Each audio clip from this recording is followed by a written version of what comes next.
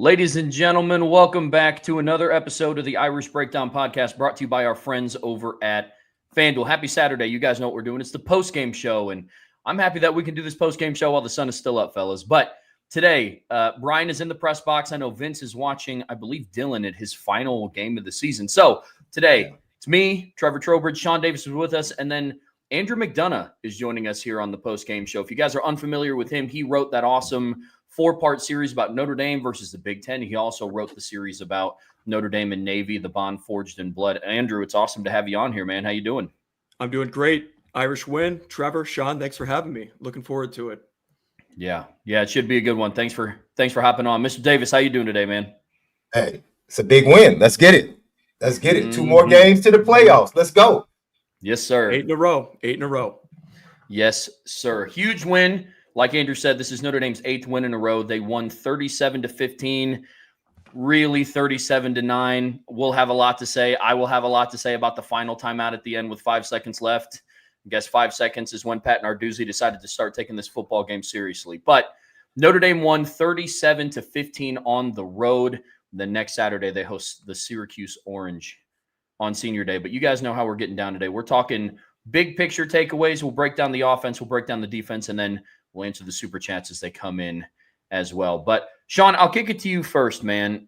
Big win for Notre Dame today. What are your big picture takeaways from this one? Hopefully this game is enough for Notre Dame fans to finally let go of the anxiety that dates back to the previous regime.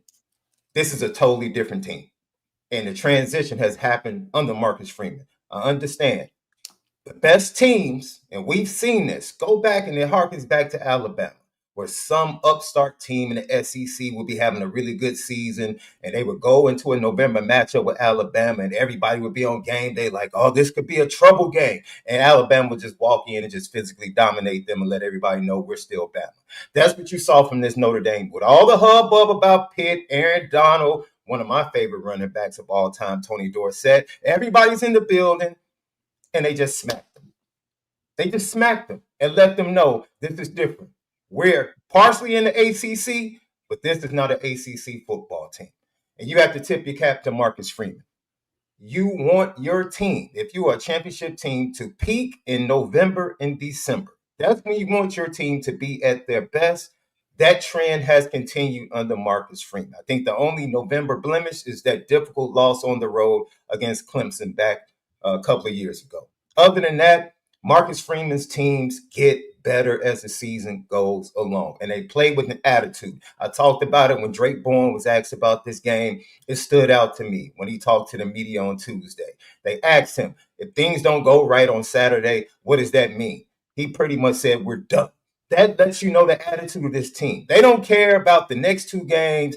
All they care about is week to week, snap to snap, series to series, half to half, game to game. That's all they care about, dominating, winning, and getting to their ultimate goal. And they're 2 games away from where they wanted. After 2 difficult losses to start the season, they continue to build because this was the ultimate goal, to be at their best at this point in the season. They didn't expect to lose the first 2 games, but it happened. But it didn't change the fact that they wanted to be at their best at this point in the season. Dominant win. And then, before I kick it to you, Andrew, we have to tip our cap. One of the things we said early in the season when the defense was struggling is that we wanted Marcus Freeman to advocate for his guys. And once again, you see the way they are playing. It's not just offensively. The way they're playing, defensively, it's the way they're playing offensively, the way they're playing as a team, just aggressively. He took the reins. They mentioned it during the broadcast. Marcus Freeman stepped up, took the reins, especially on defense. That's his forte. Said, yo, it's not about X's and O's. It's about style of play. Let's go be who we are. Let's be the aggressive team that we are. That's how these guys have come in and have been taught how to play at Notre Dame. That we're not going to forget all the X's and O's. Make sure we're being aggressive. And they have been physical. They have been dominant. And the way they've gone about it, particularly in the trenches, let's look at this big picture, guys. They've lost two of their best interior guys on both sides of the ball, and it hasn't changed the attitude one bit. One bit. That is this roster under Marcus Freeman. We're just flat out better than you. Even if we're not playing at our best, we're just flat out better than you, and it's absolutely nothing you can do about it. It's a new day for Notre Dame fans. Stick out your chest today, talk a little trash, and get ready, because playoff football is coming back to South Bend. That's the way I feel, and that's the way I see it. That's my big picture. See, I did better today, Trev. Make sure Man, it's like you've done this before, Sean. You should do podcasts or something for a living, dude. You killed it today. Andrew. I love the energy.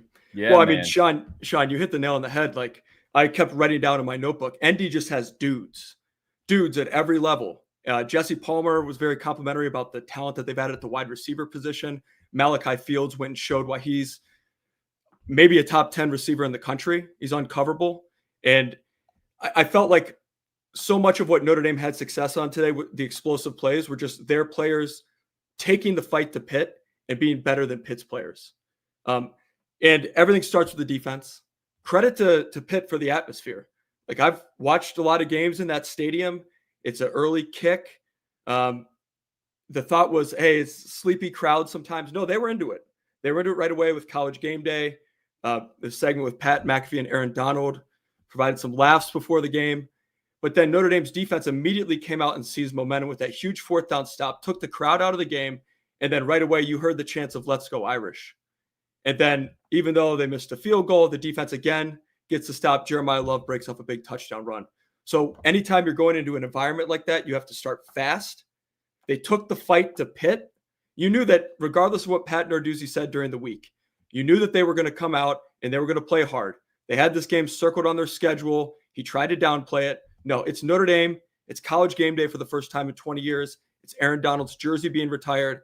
From the first snap, ND takes the fight to them. Josh Burnham sets the tone. Huge play. And then that continued the rest of the game. I mean, against ACC teams, that might not be a pick six for Heinschel. He was running for his life the whole time. Pitt's offensive line is not very good. They had no answers for what Notre Dame was doing. We'll break it down the scheme and talk more about what Chris Ash did to be successful later. But like you said, Sean, with Marcus Freeman advocating for his players and just letting them go be dudes, that's what we saw today. They said, we're not going to try to outthink Pitt. I feel like when they tried to outthink Pitt, they actually got into some trouble. It's when they, boom, we're going to have our best player go run a go ball. All right, we get you to jump off sides, and then we take our free shot. We're going to run counter. Jeremiah Love, very patient today. One of his best performances in terms of being patient. He let runs develop and then exploded through the hole.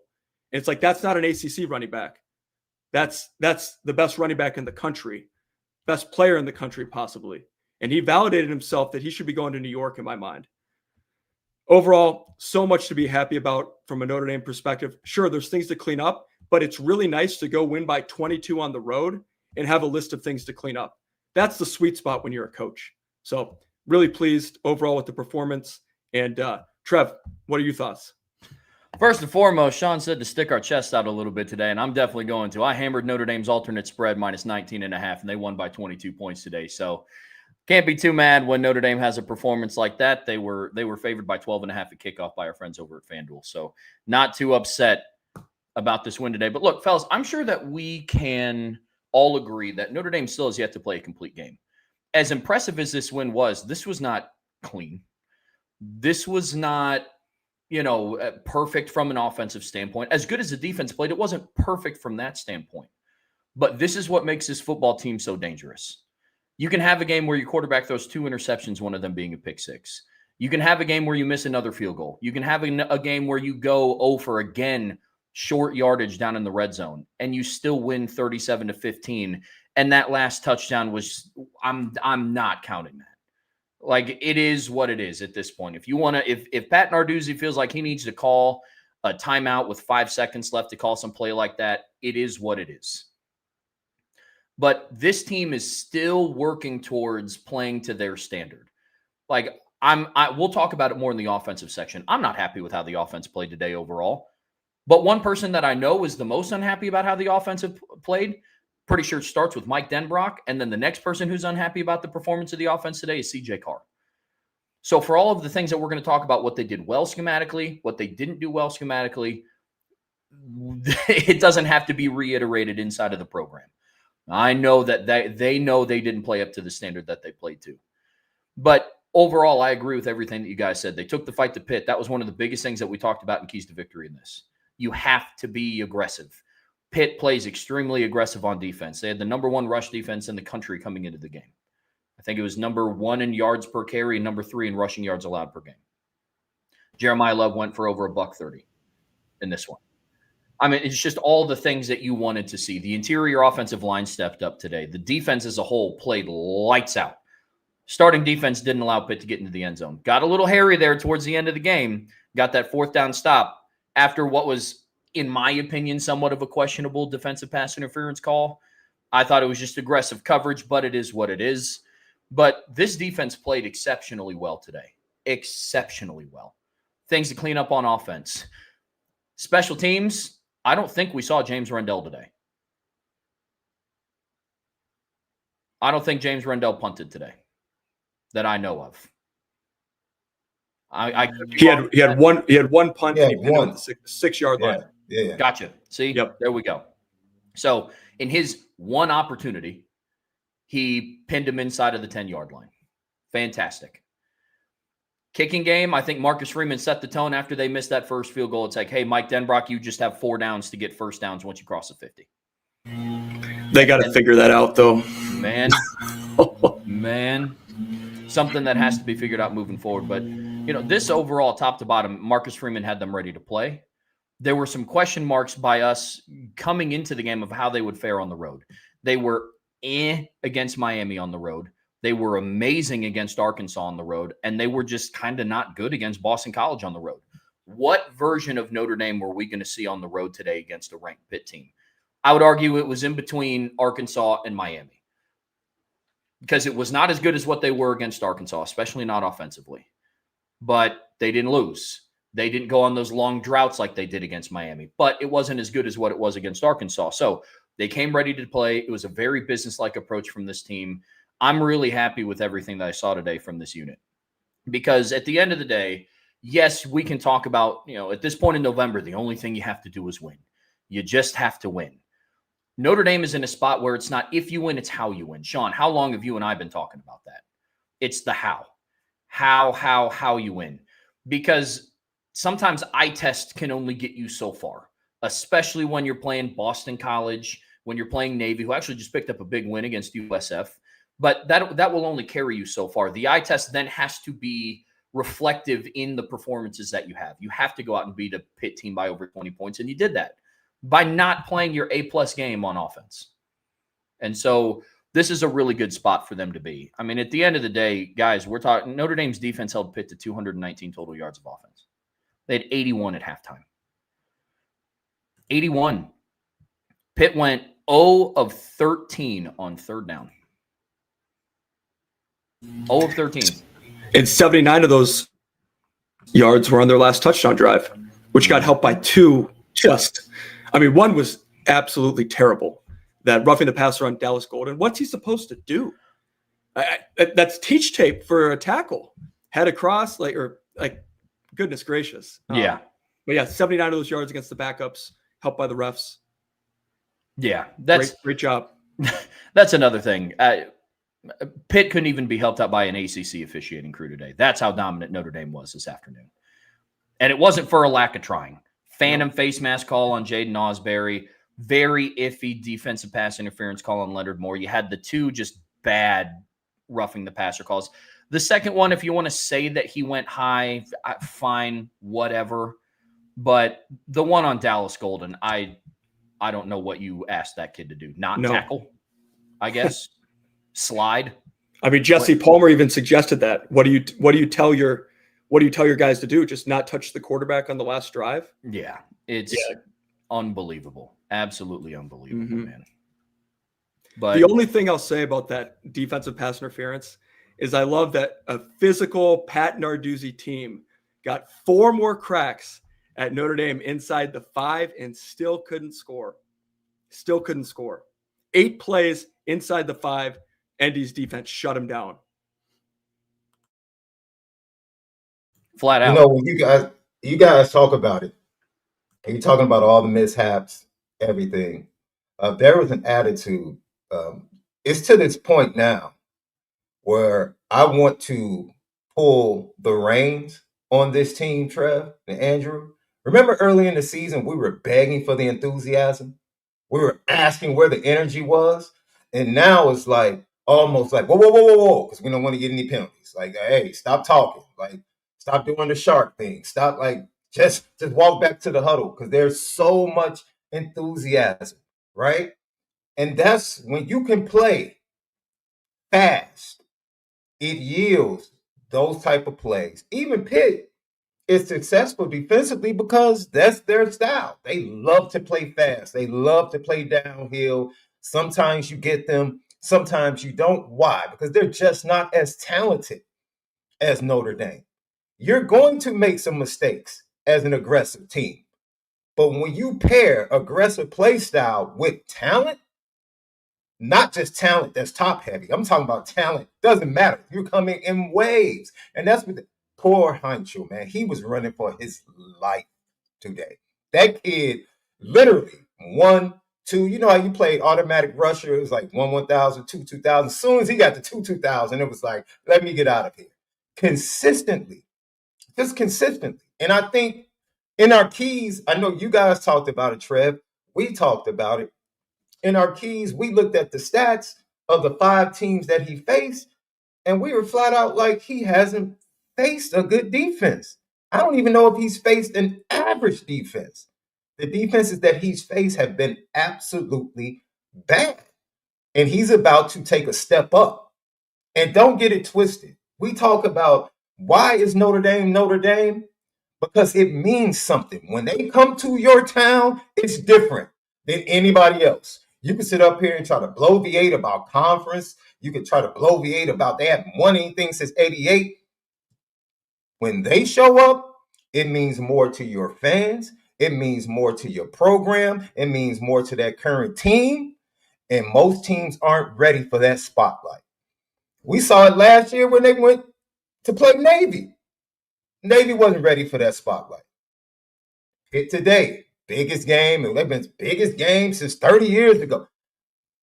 That's a lot.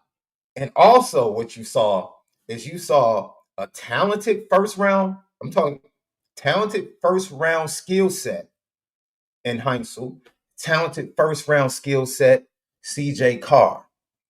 One is surrounded and put into a position to succeed, and another young man literally has to carry the offense. And you see what you get. You see what you get in a big time game. That's why the entirety of what Marcus Freeman has built, the last piece being, and they said it multiple times, they went out and got Malachi Fields was an enormous piece. Enormous. For November. Going back to what Andrew said, they have dudes everywhere. That's when teams win. How did Indiana beat Penn State last week? Their 2 dudes offensively made plays. You win games late in the season when you have dudes. Notre Dame got a dude at wide receiver. They have 2 dudes at running back. They have a dude at quarterback. They go too deep on the offensive line and have dudes. They have some other youngsters that haven't even played on offensive line waiting to get their turn that are future dudes. We won't even talk about the defensive line, the linebackers, and this secondary, which we're going to break down. They covered their butts off today. They were challenged. They were told, we're coming after this youngster. We're coming after him. You have to cover this week. And last but not least, I am super happy that number 6 finally looked like himself. He looked healthy. The 2 weeks off, which I thought he should have taken those weeks off before that. They got him through the USC game, and he just looked so much better. So much better. And this team is getting healthy. Can you imagine when they actually get Rubio and Heinrich? Man, let me stop. Because I'll really start sticking my chest out like this. I'm sorry, Trev. I experienced, and I'm sure you and Andrew are younger than me, so I experienced the Lou Holtz era. You guys didn't get a chance to experience that. So we both experienced like Charlie Weiss, Brian Kelly, some semblance of success. This is different. Know that this is different. This is just different. What you're watching, the product, big picture is just different. And when Jesse Palmer says towards the end of the game, dude, they're young on defense. If you think they're playing well now, he was like, they're walking to next year with the best defense in the country. Come on, man.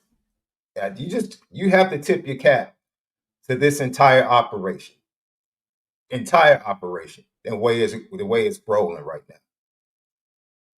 One of the things that I wanted to get your guys' thoughts on, and this is still big picture, and it reflects differently in both the offensive and defensive side of the ball. But earlier this week, we talked about we're going to learn a lot about the maturation of this football team. Because at the end of the day, they're still extremely young. CJ Carr's been playing fantastic this season. He had a rough game today. At times, he had a rough game. He's still a redshirt freshman. Your center was going into his fourth start, right? USC, Boston College. Yeah, fourth start. Left guard was going into his third start. Your most experienced interior offensive lineman is a redshirt freshman along the interior. I mean, even Anthony Knapp, who's going into his second full season as a starter, still a true sophomore. It's not like he's a vet. You know? And so you look at all of those things on offense, and then in defense, obviously, we know how inexperienced, young that this team is on defense. I mean, Tay Johnson is growing up right before our eyes, and I know we're going to talk a lot about him in the defensive portion of today's show, but I wanted to get your guys' thoughts on something. I thought today the maturation of this team, not letting mistakes compound on top of each other, really shined, specifically in the first quarter. I mean, look at what they did to start the game. I mean, Pitt starts driving down the field. And when I wrote down in my notes, coverage could be a problem today because it was soft. They were letting Pitt go down the field. It was no surprise that the first play of the game was a swing route to Desmond Reed. Not a surprise with how Notre Dame is covered backs out of the backfield. And with Desmond Reed, when he's healthy and on the field, is arguably their most dangerous threat with the ball in his hands. That was the first play. It's, they're moving down the field. I was like, all right, this is going to be an interesting one. Crowd's starting to get into it. Big hit by a Don Schuler. Nullifies all the momentum. Notre Dame gets the ball. Turnover on downs. After starting in Pitt territory, the drive stalled after a negative swing route to Jeremiah Love, and then it was a field goal was no good. I'm not saying that at this point in the game, I was like, oh no, like Notre Dame might lose this one. But it was, okay, this is going to be a grind it out type of game. That's what it was starting to feel like after the first two possessions. But they continued to respond despite negative things happening to them. After missing a field goal, defense forces a 3 and out. And then on the very next play, Jeremiah Love takes it 56 yards to the house with one of the filthiest spin moves that I've seen in college football this season. That was absolutely gross. But before I get going too much, what do you guys think? Do you agree with that sentiment that the maturation of this team kind of shined today? I think it matches. Look, a lot of times you'll hear Marcus Freeman say something at a press conference, and a lot of times, it upsets some people or causes quizzical thoughts because it doesn't match what you're seeing on the field. So I think it goes directly to what you're saying, because at some point it shows that those players are mature enough to trust what the coach is preaching, even when they're not getting the desired results. I think some people refer to that as faith, right? Like you still have to have faith and believe in what you're being taught or what you know is eventually going to produce and yield the fruit that you trust it can do. And that's what this team has done. They talked about it. What Drake Bowen said, like it would have been very easy after the first two games to go ahead and point fingers and like turn on each other. But they believed in the message and they hunkered down and they went to work. And now they're starting to reap the harvest from all of that hard work, man. And I was excited because I knew, and we said it after last week on the post-game show, Trev, this defense is going to be so, dude, they're exhaling in the locker room right now. Because they're like, dude, we're dominating. We had to deal with that in fall camp. We had to deal with that during the first bye week. Like, oh, so we're finally through. Can we just get back to doing what we have been doing? Let's get back to that. And they played like that. They play like a team that's locked in. Everything isn't beautiful execution-wise. I'm sure they'll break that down, and upon further review, we'll both talk about that on both our shows during the week. But look, man, they believe in the dude that's leading the way. That's what it comes down to. That's the maturity you're talking about. To be able to overcome and continue to trust the process and trust what you're being taught. I think they're getting better in certain ways in zone coverages and disguising it much better pre-snap. They confused Heinzel a little bit pre-snap, even when they were in zone. So those things that you talk about, that just comes from work. They're just putting in the work and reaping the harvest, man. Good job. Just great job. And I think you're spot on when you talk about trust and belief, because this is a team that now trusts each other. Position groups trust each other to have their back. Coaches now trust the players. Like, I think there's a comfortability now, especially on the defensive side of the ball, that they did not have in the first 3 games of the year. Now they're trusting their guys to go out and make plays. And Sean, you were talking about the secondary and just how they covered. I think it speaks to the trust, because even when the defensive line lost contain, because Heinzel made some plays, even when the defensive line lost contain and Heinzel would get out of the pocket, the secondary was still sticky. That's when he is at his most dangerous, is when he's out of the pocket. But they were covering for 6-7 seconds at times, and he would have to throw the ball away. He'd scramble and slide. I can't remember a big play where he broke contain and the secondary didn't have the backs of the defensive line. I think that just speaks to how we talk about complementary football between offense, defense, special teams, but the position groups on the defense complemented each other as well. And I think that's just so key and speaks to the trust. These guys trust their brothers. The coaches trust the players, and boy, that makes them a dangerous team. Oh, I think that's extremely well said. Complementary football, I think, is the best way to explain how this game went down today. Both sides picked up the other side of the ball when they needed it. You know, I mean, Pitt gets a turnover on downs. Notre Dame drives down. They miss a field goal. Next drive, the defense goes 3 and out. Notre Dame responds with a 1-play touchdown. And then the next play after that, Tay Johnson gets a pick 6. I mean, so you start to see the goods start to snowball. When earlier this year, because of the inexperience and lack of maturity of this football team, the snowballing was more negative. It was more, okay, you know, you have the incomplete pass, then that turns into a turnover on downs, and the defense starts blowing some coverages. It's the evolution of this team, and it's not a finished product yet, and that's a really, really good spot to be in. Notre Dame wants to start firing all cylinders going into the playoffs. They don't have to be at peak level on offense, defense, and special teams right now. You know, it's setting that foundation for when you do get to the postseason. So definitely a lot of good things to build on there. And you're starting to see why I think so many fan bases and coaches around the country are talking Notre Dame down. Jesse Palmer talked a lot about the eye test and how Indy passes the eye test. Guys who know football, guys and girls who know football, they know that this is a talented team. This is a dangerous team.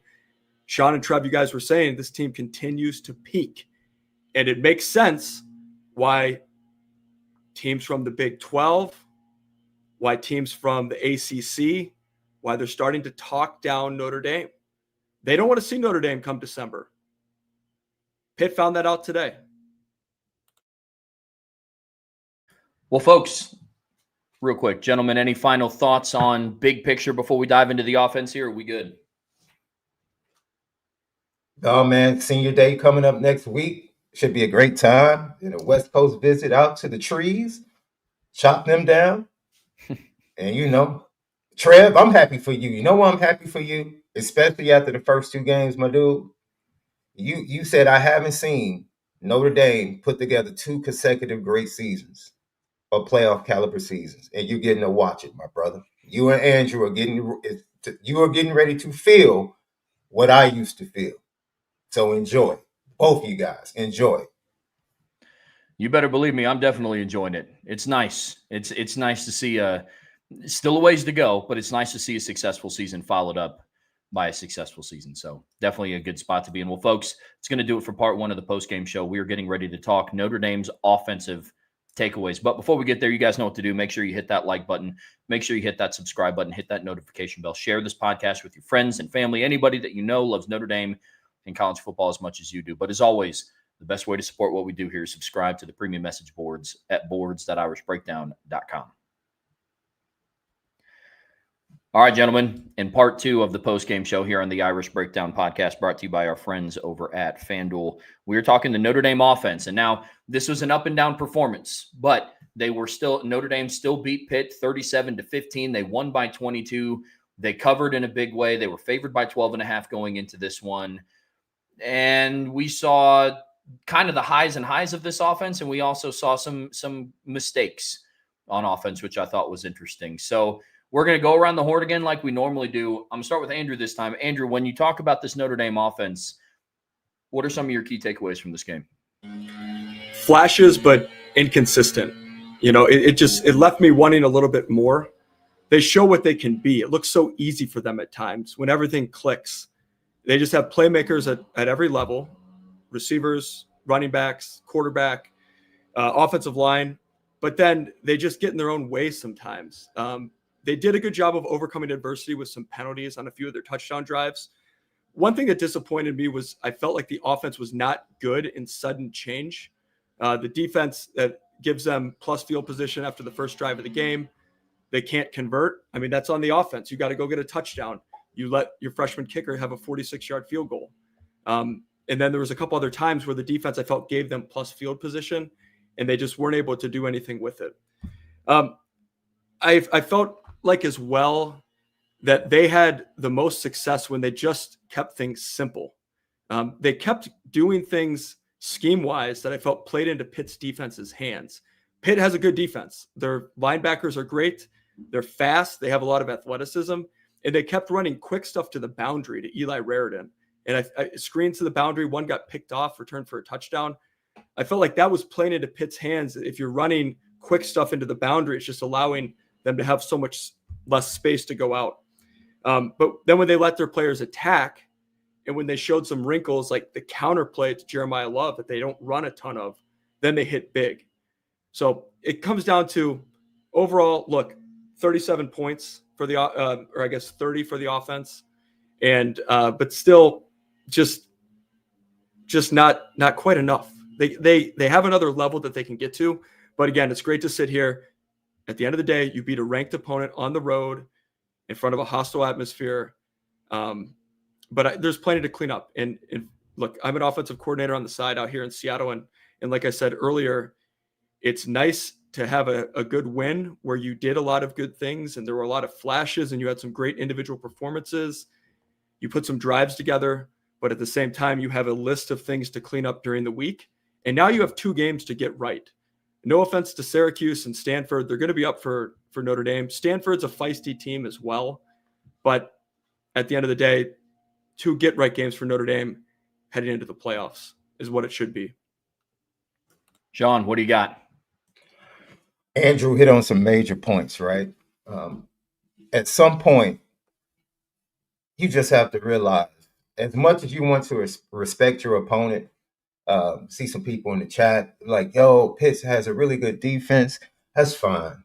But if we stack athletes, this is not a close matchup. It's just not. If you watch them against North Carolina State, the way they were gashed, they have really good players on one level. They have NFL players on one level. They're okay on the defensive line. Secondary is really helped by how aggressive they are up front. So it's really a scheme that helps them be better rather than, they just have really good players. So Notre Dame could have overwhelmed them even greater today if they had simply stayed away from the mistakes. You talk about the first half, Trev, what? It was a turnover and 4 penalties for 35 yards. They're basically in the missed field goal.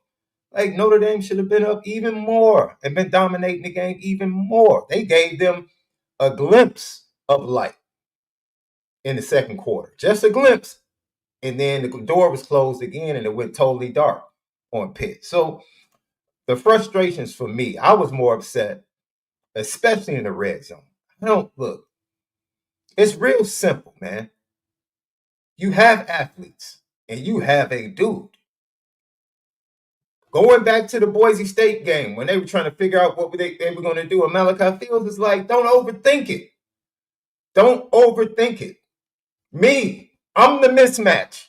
Every week, I am the mismatch. When you need a play, go to me. So they go trips right, and they run a play for Malachi Fields, and what happens? Wide open touchdown. Like, use him. Use the width of the field. Use the full end zone and the depth of it. Can we run some routes along the back of the end zone? All of this flat stuff, and then you're running flat stuff with the wide receivers blocking to the short side of the field with your tight end. It's like, schematically, it's like we're not even doing things to allow our athletes to be athletes in space and make plays. That's on the coaching and the play call. It really is. It really is. When you get to that point, you're a half a yard. Because I'm looking at Marcus Freeman. You're a half a yard from scoring. Even on that play, Raritan gets there. It was actually a great play by the defender from Pitt to hit his arm and keep him from hitting the pylon. You're that close. I see Marcus Freeman saying 1 yard in the huddle. I'm like, oh, they're about to run this straight ahead. I'm like, oh, they're about to line up. This is the attitude. Get the yard, get the half yard. And you come out with that play. It's like, come on. It's a play that people have seen on tape over and over again. Just like the play that was a pick six is something that goes back to week 1. It's your go-to. Can we move on to something else in these situations? That's coaching and play calling, guys. And you have to be better as a coach and play caller for your players. You have elite players. You have dogs. Use them. Be creative. I understand we can fall into, hey, we're better. So if we just execute. No, you actually have coaches watching film, game planning. You have good players on the other side anticipating. That's why Biles got the pick six. It was great anticipation on his part, great anticipation, preparation, mixed with a great athlete. Great play. Pick six. Can you blame CJ? A little bit, but I'll put a lot of it on the play call and then Brock in that situation. And then penalties, execution, all of that. Just, but this has been kind of, like you said, Trev, offensively, have we seen a complete game? We've seen peaks, right? And that's the great thing about this team, Trev. I remember we talked about it one day. This team has spurtability, bro. They can just go dead for 2 or 3 series. They did that against Navy. Lag, and then all of a sudden, once they hit turbo on Navy, it was over. It was really nothing Navy could do, and that's what this team could do to you. Even when you feel like, man, what's going on? They hit the, what is that they call on Fast and the Furious in between the seats?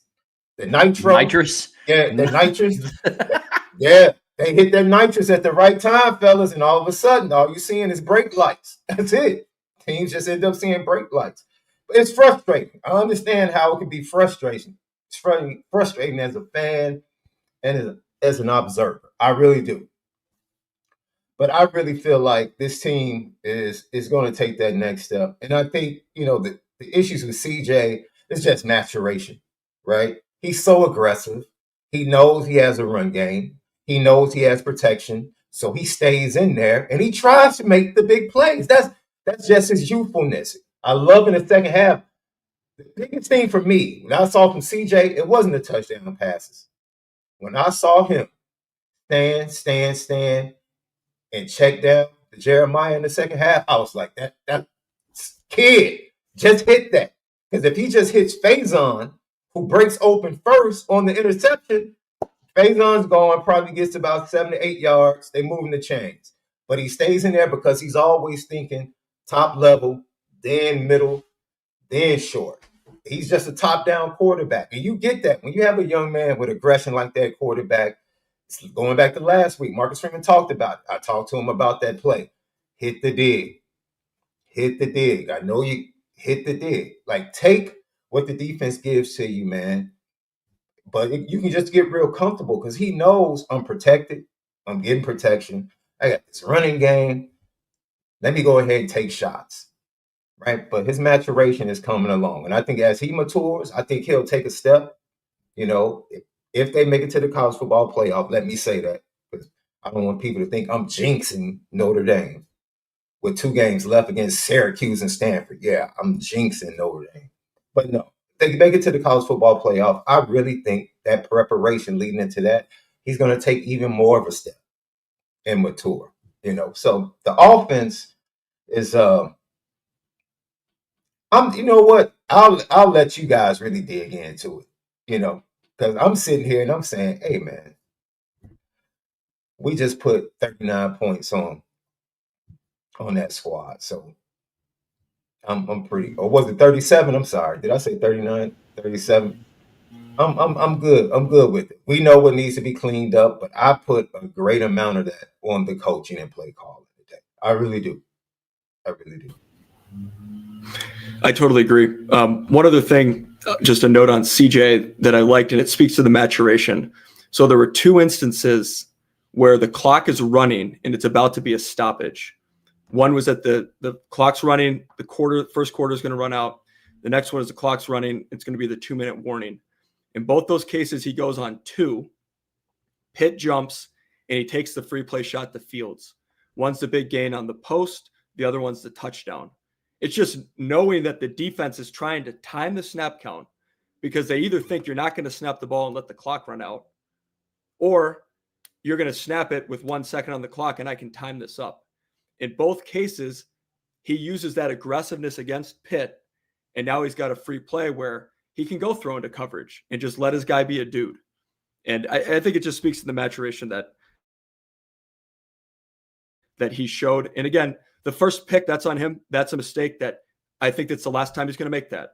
And he came right back, and I thought the ESPN broadcast did a good job of highlighting it. The very next drive, they run it, and they have the in-breaking route, and Raritan stays up on the seam. Carr holds the robber and then hits Raritan and really fits that in nicely for a 40-yard gain. And then the second one, sure, is you never like your quarterback to throw an interception, but I think that was a fantastic defensive play, and it's a tendency, like you said, Sean, 3rd and medium. Notre Dame loves the tunnel screen to the boundary. Boy, if they would run a slot fade off of that, there would be nobody there. There'd be nobody there on a slot fade. So they got to set some stuff up off their tendencies.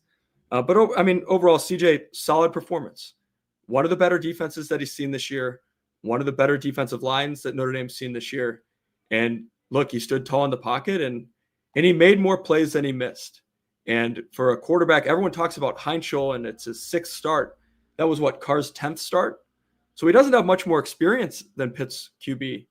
But he plays like a veteran. And boy, when he drops back to pass, there's just a sense of comfortability from a Notre Dame perspective. Like, I was surprised when he threw the pick.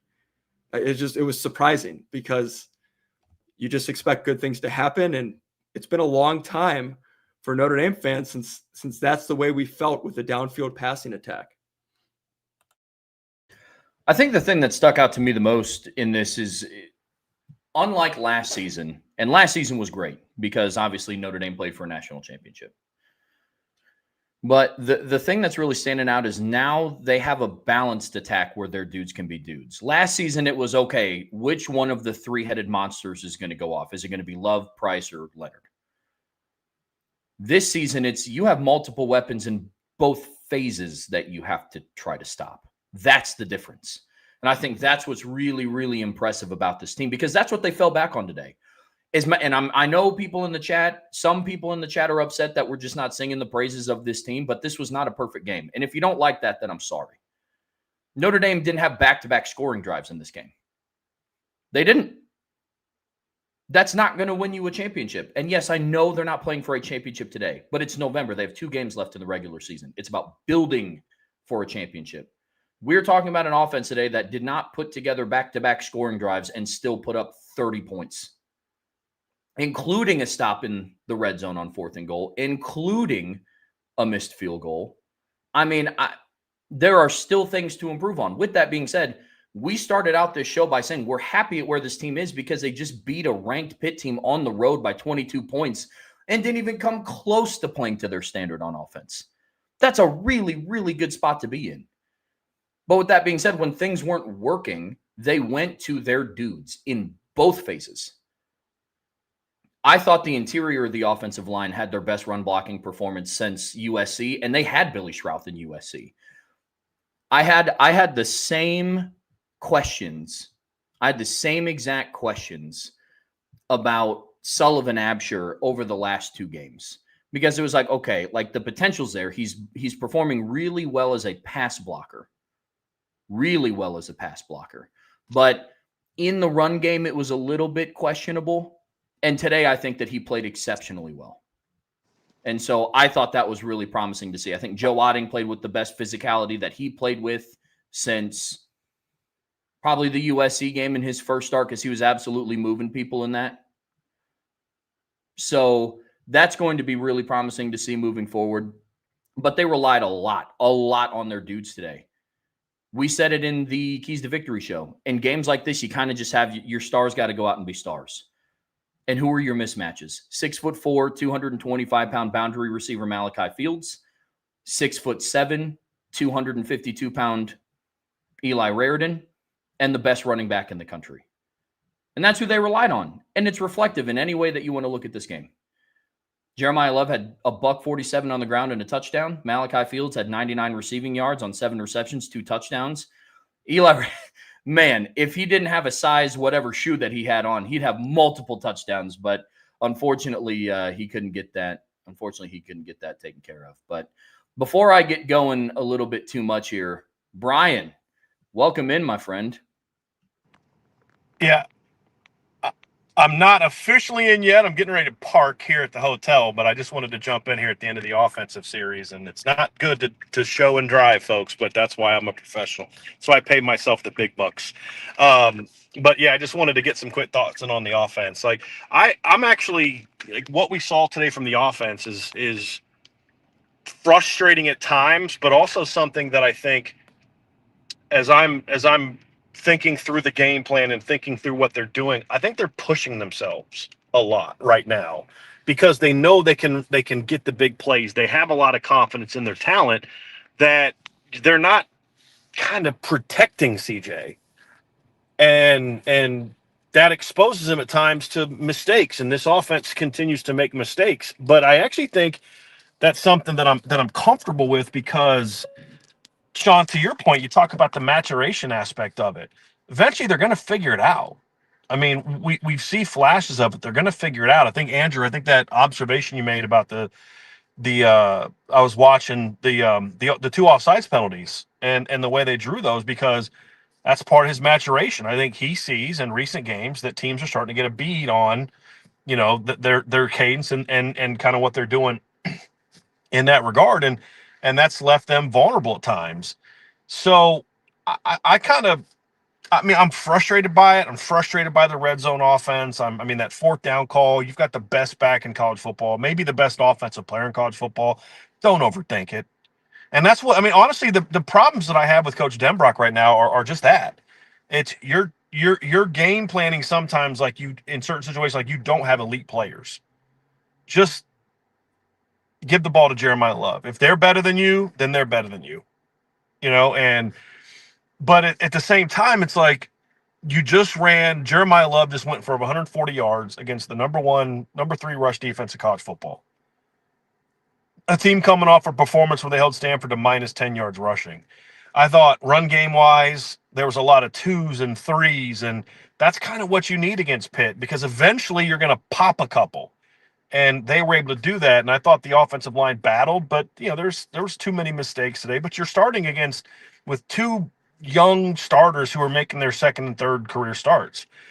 So there's a lot of things to see. And look, Trev, you and I begged all week, can we please make Malachi Fields and Eli Raridan a focal point of the offense? It's exactly what they did today. So yeah, there's things that I'm not happy about, and I'm telling you guys right now, there's things Mike Denbrock's pissed about right now as they're getting ready to get on the bus back to the plane. But when you cannot play your best game, when your young stud quarterback makes those kind of mistakes, when you're not able to get Jordan Faison involved in the offense at all, when Will Pauling has a rough game, and your offensive line has too many run-throughs, and you just beat the number 2 team in the country 37-9, that was a BS. That last touchdown was because you were going like 17 against 1. They're just like, look, we're just going to keep giving Pitt penalties until they score a touchdown. And that's basically what that drive was. That's a pretty good place to be. And I think I said this to you guys before the show started. Right now, with how they're playing on offense, they remind me a lot of a better version of what Ohio State was last year in November, where they just weren't clicking. You could see the potential, and there was the big play here and the big play there, but there just was something kind of missing a little bit. But you just felt like, boy, if this team turns it on in the postseason, they're going to be real scary. And that's exactly what we saw from the offense today. So, yeah, I mean, as a coach, there's a lot to clean up, a lot you got to do a better job of. But I felt what was good was when they needed to really put the pedal down and put Pitt away, they were kind of able to do that. That second half drive to start second half, that wasn't great play calling. It was a great scheme. It was just number 24, number 4, and number 0 are just better than anybody else in the field. And reason I say number 24 is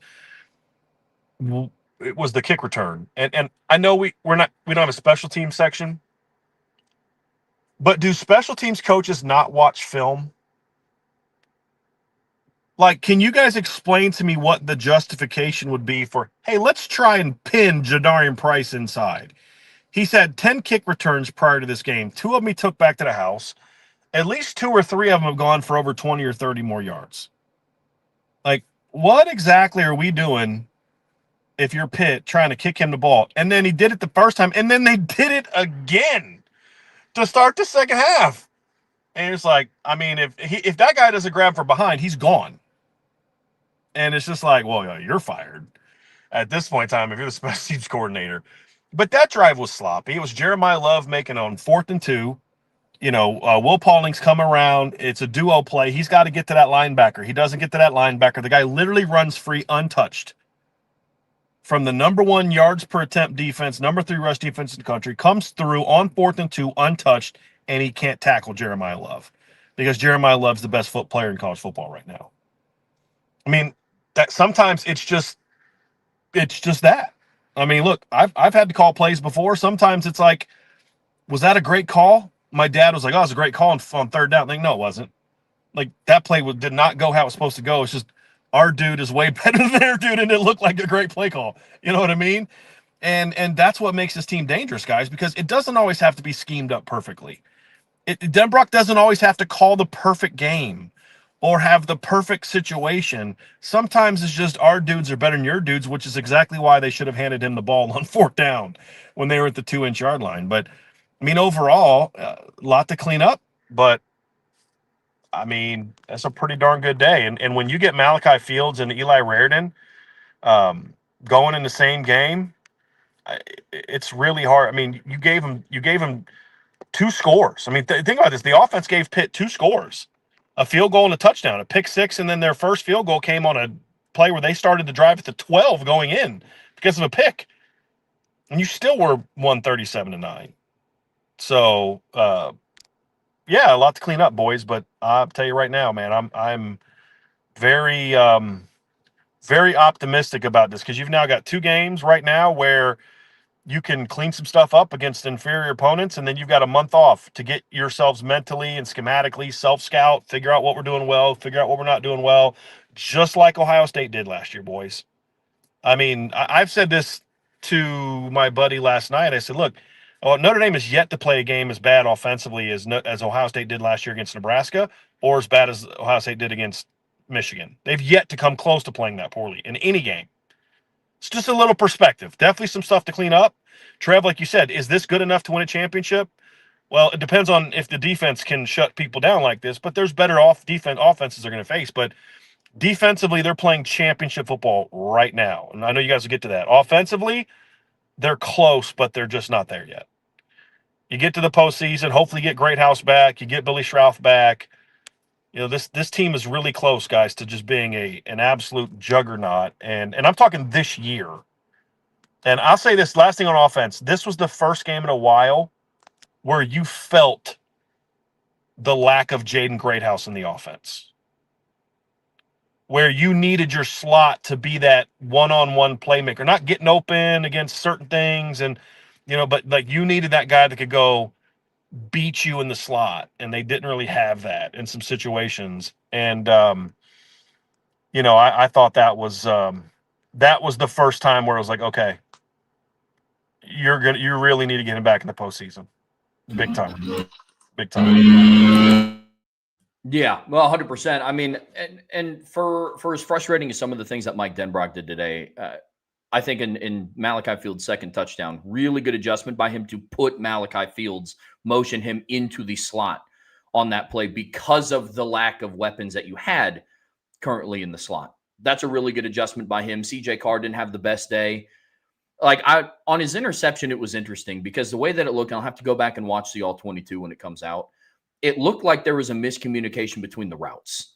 It looked like an option route, and CJ Carr threw the in, and Raridan cut it off at the deep curl. That's what it looked like. Now, I could be wrong. That's what it looked like on the replay. I want to go back and watch it. Not saying that it excuses, because it was still a bad ball. Stared it down, let Kavir Baines get underneath of it. But that's going to be interesting to see. That'll have to get cleaned up as well. But that one's going to be really interesting to watch on film. But like you said, Brian, for a lot of the things that are frustrating, and I'm frustrated by some things that we saw today, Notre Dame just beat their 8th straight opponent by double digits. Yeah. You just beat a ranked team by 22 points, and they scored last. They scored a garbage touchdown at the end. Mm-hmm. So my thing is, guys, sometimes it's okay for us to be like here, there's two things that I see today that frustrate me a little bit from us as fans. Number one is just because they beat a ranked team doesn't mean we have to come in here and act like that nothing bad happened. And then number two, just because certain bad things happen doesn't mean we should have to ignore the fact that they just had a dominant road victory, right? Like there's an in-between here where we point out the things that we liked and then we point out the things that we didn't like. And, like there's a couple people in the chat were like, first thing they went, Chris Ash's play calling. I'm like, guys, if you're going to start complaining about the defense today, like just put yourself in timeout right now. But even on offense, like, look, there's some stuff to clean up. And somebody said there's a big difference between Ohio State last year and Notre Dame this year. Bull. If you think that, you're not properly evaluating this Notre Dame football team. This Notre Dame football team absolutely has as much talent as Ohio State did last year. I don't care what anybody says. So yeah, I'll stack this offensive talent up against anybody. They just got to get everybody on the same page. It's like Fields and Raridan go off today, and Love goes off, and then JD struggles a little bit and doesn't have room to run, but he did run hard. And Pauling struggles, and Faison only gets one throw to him really today. There's a couple times Jordan should have got balls thrown to him today. But it's just, it's going to click. It's going to click, boys. And when it does, it's going to be a thing of beauty. Yeah, it's going to be a thing of beauty. I think the most incredible thing was, I think halfway through the third, I think it was on Notre Dame's second possession, Jeremiah Love had more total yards than Pitt's total offense. Yes. That was crazy. That was a crazy stat. I think it was like 164 to 143 or something like that. I was like, yeah, this is how you want to dominate. And pick up the cues. Pick up the cues from opposing. Just listen to opposing coaches' press conferences on Monday. They will let you know what they see on film. They're literally letting you know every week, like, yeah, this is not the same Notre Dame team we're used to. That has a good defense, but we can stay in the game and keep it close because the offense isn't on the same level. No, and they're not even clicking, like you said, Brian. They're not even clicking. Yes. Well, and this is the thing that frustrates. Like somebody in the comments says, well, you keep saying that, Brian, but when are they going to put it all together? When did Ohio State put it all together last year? Round one. Literally round one. That's when Ohio State put it together last year. Round one. And when are they going to put it all together? Guys, they're a top 10 scoring offense. They're top 10 in the country in yards per play. Like, they are kind of putting it together. They haven't peaked yet. We're not talking about, God, when this offense is scoring 16 points a game, boy, when they put it all together, they're going to be really good. We're talking about an offense that back-to-back weeks beat a 7-2 ranked team 37-15, 37-9, really, and a week ago beat a team that's now 8-2 who just pounded a ranked opponent, scored 49 on them. Like seriously, what are you bitching about at this point in time? Pardon my language, but seriously, they're not playing perfect football. They're still moving the ball and scoring a ton of points. This is only the second game all year, second game since Miami they've been held under 400 yards of offense. Like, seriously. Like, when did Ohio State put it together last year? Round 1. Like, last year, Ohio State in the regular season had a game where they scored 21 offensive points and 10 offensive points. What's the lowest output Notre Dame has had this year? 24 in the opener. Yeah, they got to clean some stuff up. They got to put the ball, blah, blah, blah. Yes, because if they would do that, they'd be the number 1 ranked offense in college football. If they would do that. So, yeah, clean some stuff up. But, like, guys, it's still a really good offense. Jeremiah Love just went for over $140 against a team that was giving up 83 yards rushing per game with 2 backup offensive linemen in the game. Seriously. Like, yeah. And Brian, to give perspective to it, you have a first-time starter that didn't just come out with the entire playbook. Right. You're trying to grow him as the season goes on. So you expect peaks and valleys. You expect to misfire here and there. If you didn't expect that, then I don't know what you expected from a first-time starter. Like, Mike Denbrock is trying to formulate game plans. You can tell the difficulty in the Miami game plan. Like, I have my running backs, but I'm trying to make this easy for my quarterback. And I'm sure in hindsight, he would say, you know what? I probably would have just depended on my running backs and just allowed him to play action off of that. But they still had a chance to win and put up 24 points, right? Then they come back. They misfired and put up 40 points on Texas A&M, third best team in the nation. So it's like, we have to have a perspective of the quarterback is growing. And as he grows, the offense will become more consistent and won't have as many misfires. And you've had guys in the offensive line go down to injury. So no Joe Rudolph is adjusting. It's for them to be doing what they're doing because they're talented and they're deep enough to be able to deal with everything I just said, which is why you build your roster the way they built their roster. This is why you go out to the portal and get Will Pauling, because Great House is not out there. That's why you go get a guy that can come play in the slot as well. Still, I'm not saying he's the same player, but you have a quality player that can play this. But you still have a quality player that can produce in the slot. That's why you go get Malachi Fields to put Jordan Faison in the 2 spot where he could be the best player he could be at. And he's thriving in that spot. From a statistical standpoint, he's the number 1 guy in the wide receiver room. So when you take all of that into perspective, I'm sure we want them to come out and put up 56 every week. And literally, if they don't make mistakes and misfire, they probably are, like you said, one of the top 3 teams in points per game, total yardage. But what are they going to be as they continue to improve? You can't sit here and say you're not seeing improvements. 3-4 weeks ago, we were begging for Eli Raridan to become part of the offense. We were begging them to throw the ball over the middle of the field. We were begging them to get Malachi Fields involved. They continue to add piece by piece until finally, hopefully, it will all come together when it matters the most. And so that's just the perspective that really, as a fan, we all want it to look a certain way. But at the end of the day, I haven't seen a Notre Dame offense this explosive. It's been a while since I've seen a Notre Dame offense this explosive, where literally on every play, Jesse Palmer said it. When they were backed up, Notre Dame got backed up on the half-yard line, he was like, well, Jeremiah Love is actually, if you're Pitt, you can't. And literally, I think he breaks one and just gets tackled like for like a 9. It was crazy. This is what it creates. This is what it creates for opposing teams. Like, you have to be frantic and careful, even as a play caller, defensively. Like, man, I have to make sure I call the right thing. I can't be overly aggressive. And they caught Pitt being overly aggressive today a couple of times. They caught them in the blitz, popped their backside, and you got the athletes that are out the gate. Jadarian, if he really had kept it going outside on that one run that he broke, he might have been able to take it to the house.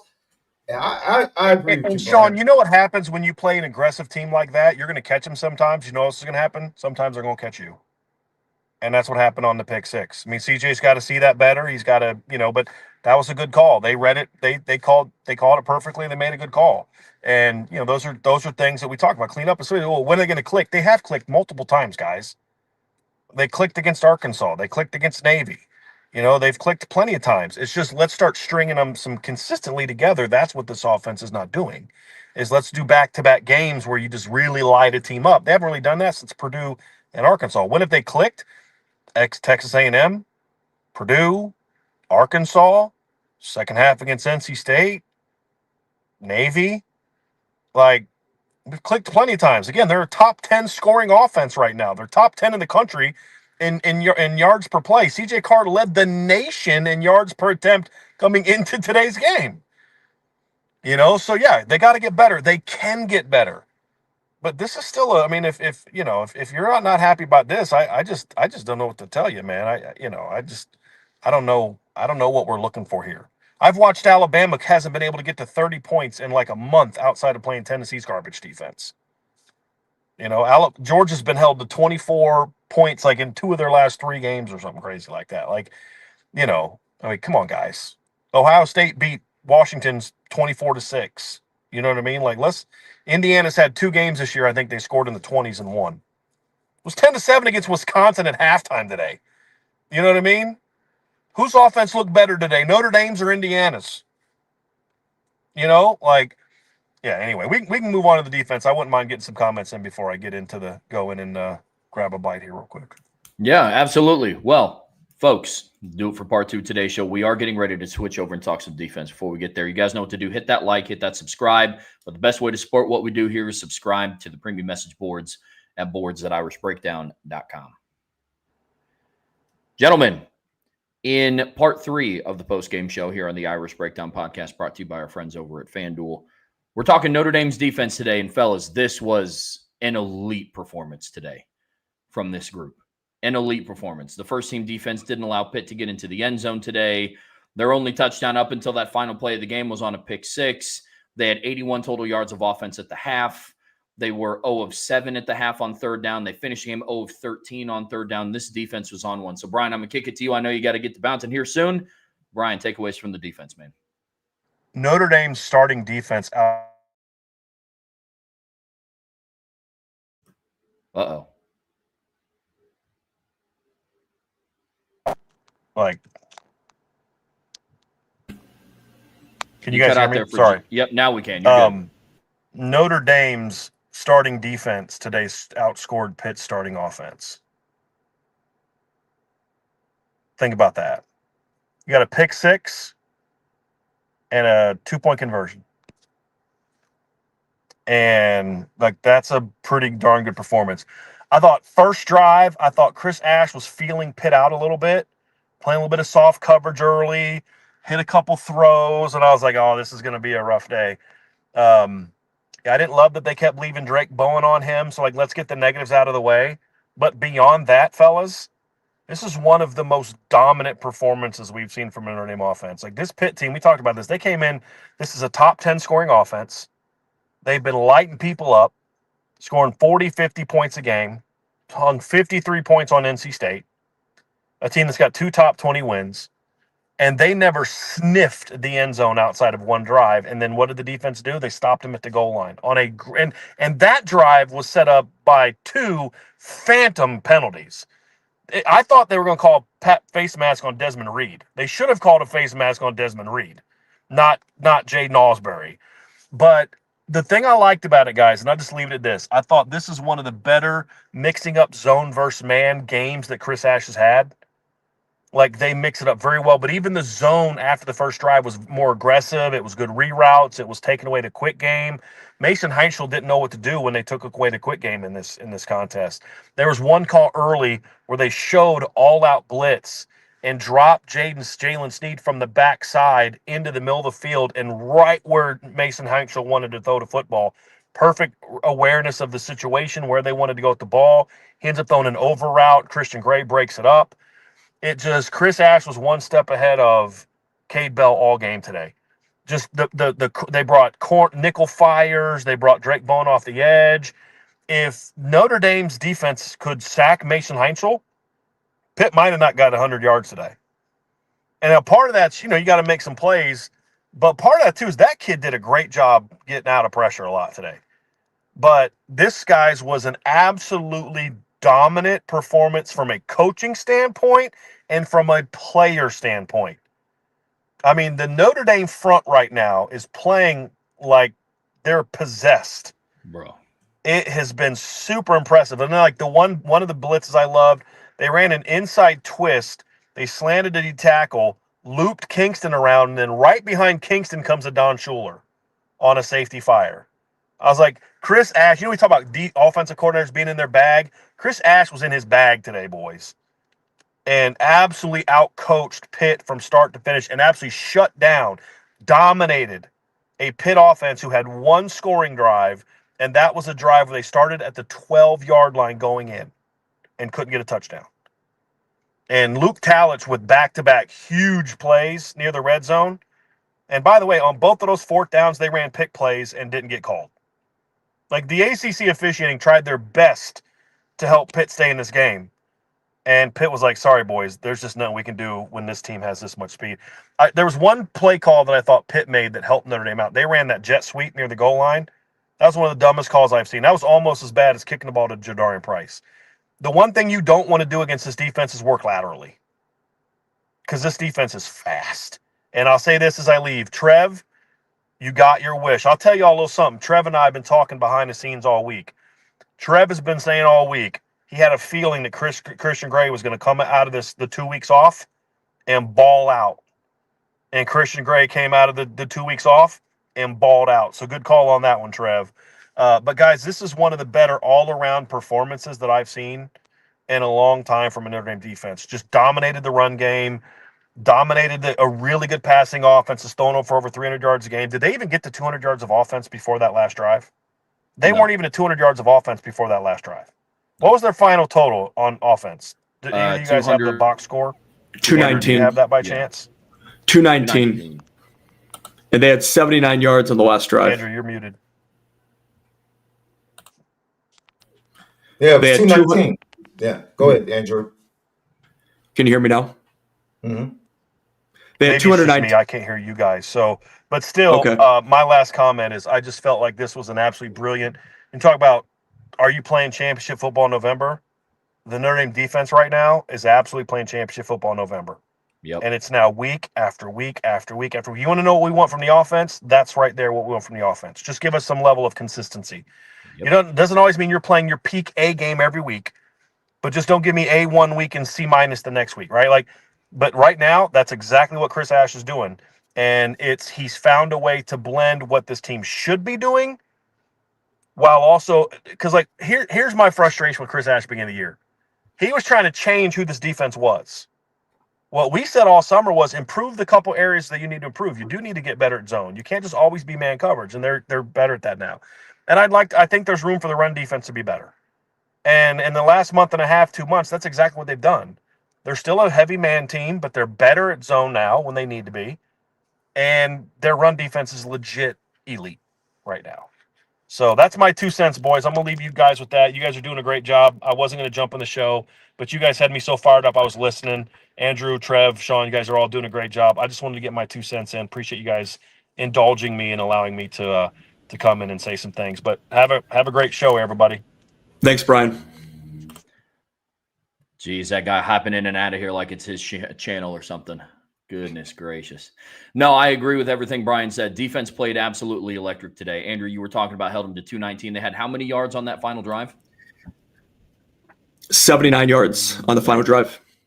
There you go. Yeah, dominant. Well, Andrew, I'll hand it off to you, man. Biggest takeaways from this Notre Dame defensive performance today, man. Well, I mean, first of all, anytime you're playing a ranked team in their building, if you can score on defense, that is a huge shot in the arm to your offense. And not only did they score once, they scored twice. First score takes it from a 7-0 game into a 14-0 game. Totally takes Pitt out of their game plan. Really rattled Heinschel, I thought. He was not aggressive, pushing the ball down the field the rest of the game. The rest of the game. They came out that first drive. They should have hit the corner route. Like, Endy caught a break, and they dropped that corner route on the first drive. That would have been a big gain, maybe a touchdown. But after that pick, they did not stretch the field at all in the passing attack. Everything was quick, out to the backs, slants, hitches, things like that. It really kind of got into Pitt's head. And then the safety or the return for the 2-point conversion was huge. Right after the pick six, cut that game to 28-9. Pitt's going to make it a 3-possession game to 17. And then Adon Schuler takes it back to the house. And I was telling my son, I said, look, he had to score. If he gets tackled, it's a kickoff.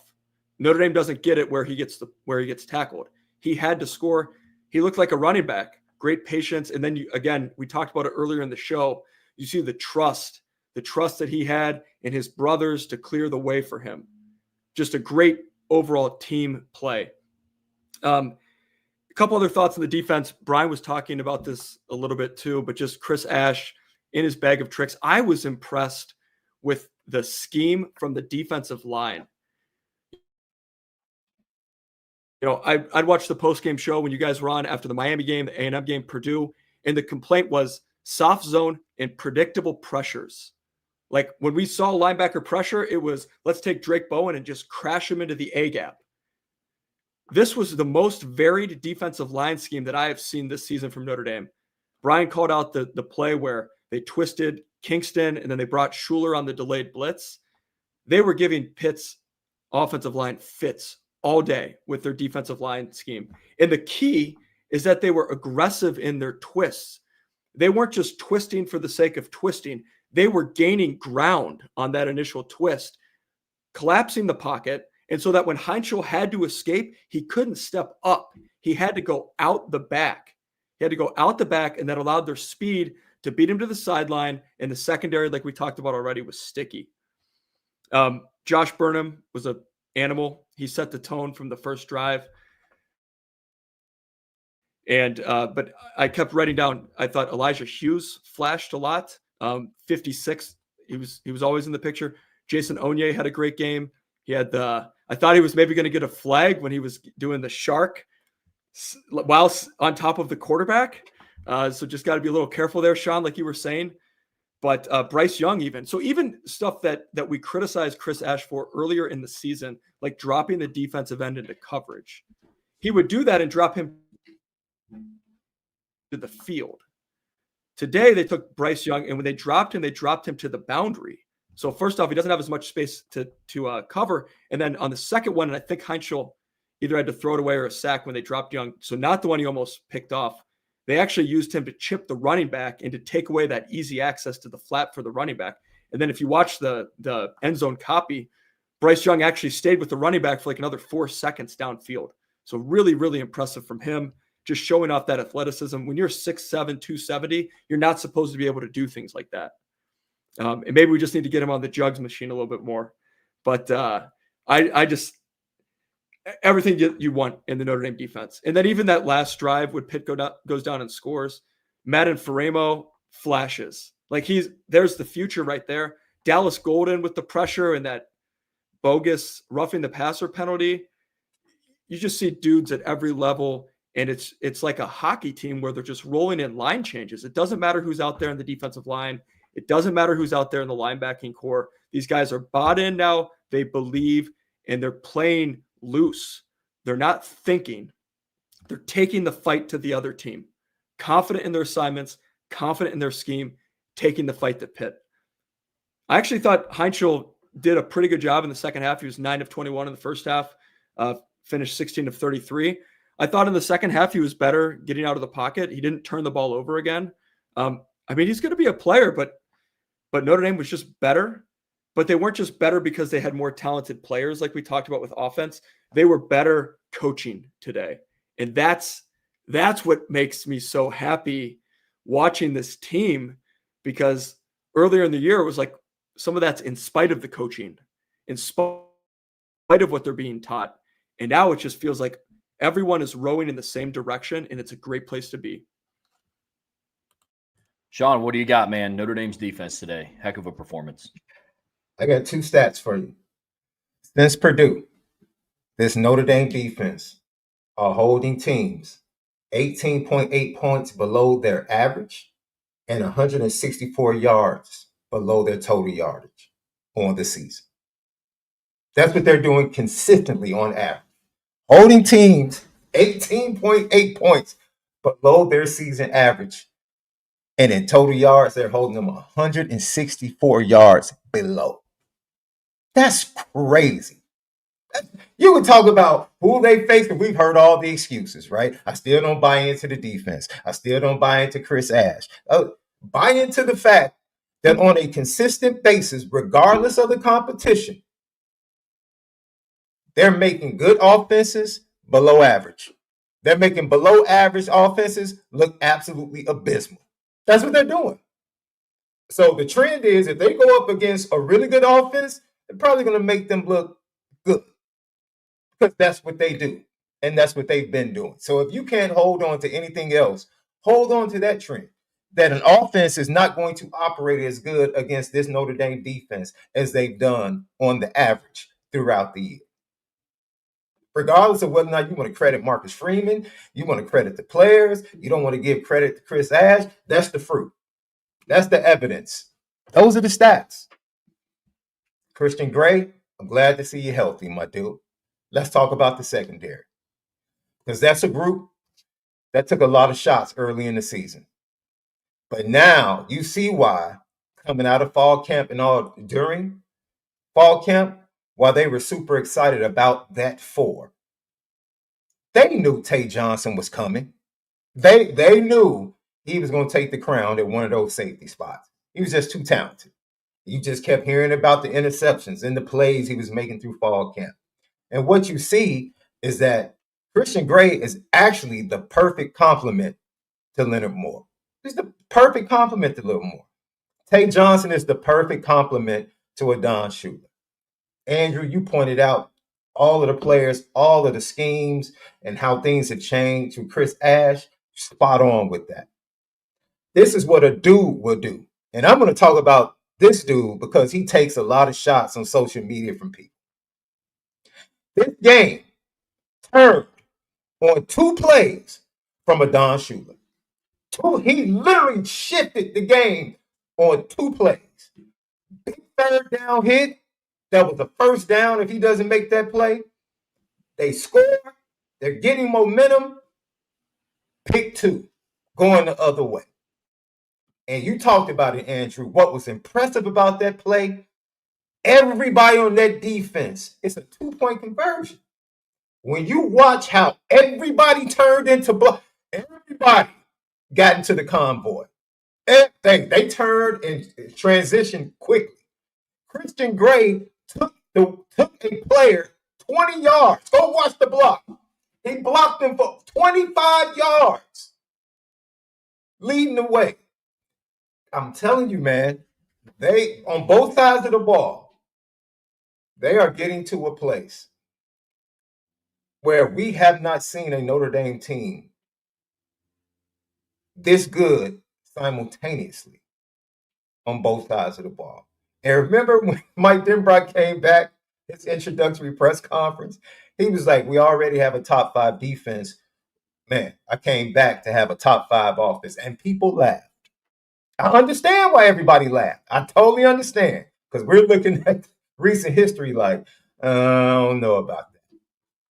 But here we are on the verge of this team, possibly at the end of the season, hovering around that 5 spot in total offense. And you have to, man, it's been a journey for this defense. I tip my cap to the players. I tip my cap, man, because that takes a lot of faith, a lot of belief, a lot of work. And I think Drake Bowen, we talked about him. That's a mismatch. He can't stay. Heck, Desmond Reed got Kingston on the play. Desmond Reed is a dude. Like, he's pretty much going to get every linebacker that has him man to man. So that's not like Drake doesn't have anything to put his head down about. Don't put him in that position. Try not to put him in that position, right? But Drake on one play, when they had Pitt backed up, he's spying Heinzel, and he looks like he was just shot out of a cannon because Heinzel probably thought he was going to get the corner when he bails out, and all of a sudden Drake is coming, ends up batting the ball down. And if you go watch the play, I can't wait to see the all 22. Tay Johnson has a second pick 6 if he doesn't knock that ball down. Yep. I think so. He broke. I saw that. Drake, no! That literally is his second pick 6 of the game. Yep. If Drake doesn't bat the ball down. But that goes back to what Andrew was saying. Even when he got out of the pocket and gave his wide receivers time, the coverage was sticky, man. The coverage was sticky. And Tay Johnson is so anticipatory, the way he plays safety. Bro. It's in his range. It's just beautiful. It's beautiful to watch. And he was a factor in the run game today, too. Yes. He's coming downhill. And now Devontae Smith, Chris Ash is using him coming off the edge. He's using him in run support. And then he's being really good in pass coverage. And I think he's a pivotal part of that zone coverage as well, with being a veteran inside versus a young player like Dallas Golden being inside, who's probably a little bit better in man right now than he is like in zone rerouting and understanding everything. You get all of those guys together. And then Brian said it, Luke Talmadge, just every time he comes in, he makes something happen. I think he got beat once. The tight end dropped it because he was late because, once again, trying to tell somebody else what to do. Bubakar's coming in late. He has his on Bubakar. They snap the ball, and he gets out to the tight end late. That's really the only reason he wasn't right there. But other than that, Luke Talmadge, again, every time he gets in, the kid makes plays. And Andrew, you surmised the defensive line just spot on. It was with purpose. Whatever you do, if it's straight pass rush, if you're looping, like whatever you're supposed to do it with a purpose. If you're supposed to come across the face of this guy and draw 2 to open up the guy that's coming behind you or looping around, do it with a purpose. Because when you do it with a purpose, it ends up like that. You draw it up like that. That's why we're asking you to do that. And if you do it with purpose, somebody's going to come free, right? And we just continue to see now. I start to see it was frustrating because Chris Ash really didn't. It could be lip service, right? He said, man, this is one of the most talented defenses I've had since the championship Ohio State team. That's lip service. Your play calling showed us early in the season you really didn't believe that. You didn't believe it. Now his play calling believes they can cover on the back end. My guys can cover these guys. So I'm about to unleash all hell on this offensive line and these running backs and this quarterback. And it's really beautiful to watch. I'm happy for everybody involved. I'm definitely happy for the players because I think the work they've put in to get to this point is absolutely incredible. But I am happy for Chris Ash. I am because it's been tough. I'm sure it's been tough. And salute to him, continuing to work just as hard on his end. But like you said, Brian said it, Andrew said it. This is one of those games where, Chris Ash was in his bag, man.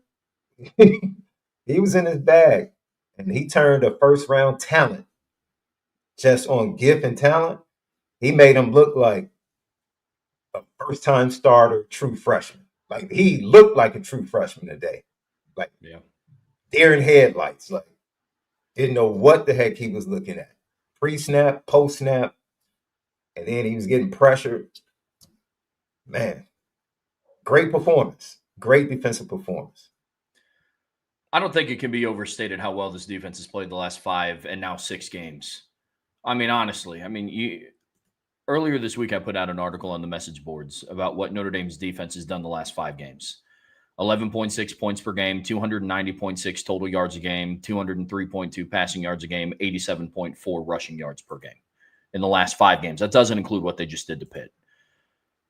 Sean, the only thing that I have to push back on you on, and I agree with everything that you said, the only thing I have to push back on is like the mediocre, mid-level offenses. Statistically, Notre Dame is doing this to top offenses in the country. Now, to your point, not top-level talent.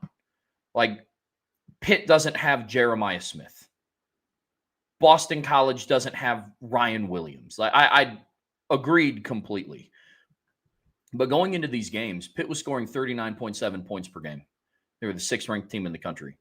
Notre Dame held them to, 9 offensive points? If we are going to include that final touchdown that was given up on the backups, aided by 30 yards of penalties, sure.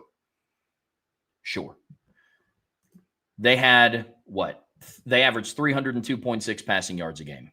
Mason Heinschel had 126. I mean, it goes back. Navy had the 27th ranked scoring offense in the country, 34.8 points a game. Notre Dame held them to 10. Boston College was averaging 26.8 points per game. Notre Dame held them to 10. USC had the 3rd ranked offense in the country in scoring, 45.8 points per game. They held them to 24. Like, what this defense is doing the last couple of weeks has been insane. And it's the level that they need to play at. But the thing that I love even more that they've done is it's consistent. All week I talked about this is now the standard of this defense. This has always been the standard. I guess now the expectation of this defense, now that I've seen enough of it. The first 3 games are now becoming the anomaly. You know what I mean? Like, it's because there was this progression throughout the season. Like, okay, look great against Arkansas, but there were some drop passes. Let's see what they do against Boise State. They perform well against Boise State. It's like, yeah, but you game plan for Boise State differently than NC State. So let's see how they do against NC State. Then they shut down NC State. It's like, yeah, but they don't have Mekhi Lemon and Jacoby Lane and Jade Maeva. Lincoln Riley's not calling plays. Let's see what they do against that offense. Then they do it against USC. Then they do it against Boston College. Then they do it against a triple option in Navy in a game where the quarterback that they game planned for all week long was ruled out an hour before kickoff. And then they do it again to a Pitt offense that, like I said, was averaging over 36 points per game coming into this matchup. They scored 9 offensive points. Really, really, really impressive showing. The defensive line alone, like the overall pressure on the quarterback was impressive. Hats off to Chris Ash for consistently sending pressure on 3rd down. That was the one thing, even in all of the good performances, the one good thing or the one questionable thing that I still had about Chris Ash was when it was anything longer than 3rd and 7, he called the defense like it was 3rd and 25. Hey, you can still be aggressive on 3rd and 11. You can send pressure on 3rd and 11. You can play press man on 3rd and 11 with the personnel that you have. What this has shown me, fellas, is that now Chris Ash is now fully comfortable with all the players at his disposal. He is now very comfortable with all of their skill sets. But the pressure in general was great. I got hats off to Al Washington and that Notre Dame defensive line. They lived in the backfield today. I'm still waiting for the PFF numbers to come out. I am so excited to see the actual number of pressures. At one point in the game, they said that Mason Heinschel was pressured on 55% of his dropbacks. At one point in the game. That's exceptional in a game like this. Earlier in the week, I talked about what is this Notre Dame secondary going to look like when both corners play to their level that we know that they're capable of. Because I would argue that Notre Dame's secondary as a whole hadn't played a complete game as a unit up until today. Because it was like, for Tay Johnson would have a great game and Leonard Moore would have a great game, but then like Adon Shula would have a missed assignment. The nickel was a liability and Christian Gray struggled. Then there'd be other games where like Christian Gray played pretty well. The nickel played pretty well. But then, Leonard Moore would give up a touchdown and Tate Johnson had a blown assignment. I think today they played a complete game. I really do. And they tackled. Yes. They tackled too. Yes. The one thing that I want to highlight, something that you said, Andrew, was Tate Johnson's ability in the run game as well. We said it, Sean, earlier in the season that when the light bulb fully comes on for that kid, he's going to be a menace.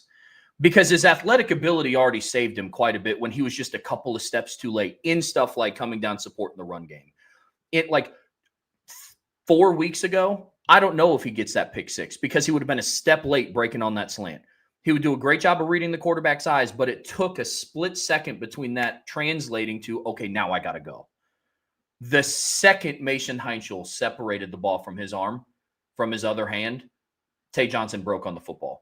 From that point, I was sitting down in the living room with Lauren and we were watching. I was like, gone. If he catches this, he's gone. Because I saw him break on it. But I mean, look, Mason Heinschel today, he ended with 126 passing yards. In the games leading up to this, he had 304, 423, 140 in a game over Syracuse where they weren't really trying to throw the ball that much. 321 and 323. Weird thing about Mason Heinschel is he's either over 300 passing yards or under 200. Which is interesting. That's a real interesting stat line. It's a true freshman stat line. But, I mean, it just goes back to the level of dominance that this defense had today.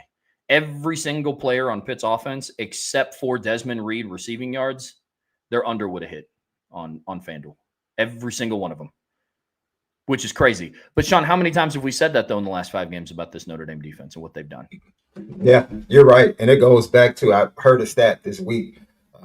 When pressured, Heinzel was dead last in quarterback rating when pressured in the ACC among starting quarterbacks. When I heard that stat, I said, wow. But they're so good at scheming things up that I don't think a lot of teams want to try and pressure them and leave, room for their wide receivers and playmakers to do damage. But Notre Dame had the talent. That's what it comes down to. We're better than you in the trenches. We're better than you outside. We're better at the linebacker level. If you want to go ahead and man up Desmond Reed on our linebackers, we'll give it to you 1 or 2, 3 times during the game. But other than that, we're going to win out the majority of the time. And I think I feel better because your point is well taken, Trev. They haven't really faced an elite offense. I mean, USC statistically is in the top offense, elite offense, but the likes of Ohio State, they faced Texas A&M. I mean, and they didn't do a good job, right? That's the only evidence you really have on the schedule. Like Texas A&M, USC, both gave them a little bit of trouble. But what I will say is I don't expect Texas A&M wouldn't do what they did against this Notre Dame defense. I'm not here to say how many yards they would give up, but they're not doing what they did in the second game of the year. And so that's the trend. They're going to hold whatever team they're facing below what they're used to doing. I trust that. What that's going to be, it depends on which team shows up, how well they play, and of course the talent on the other side.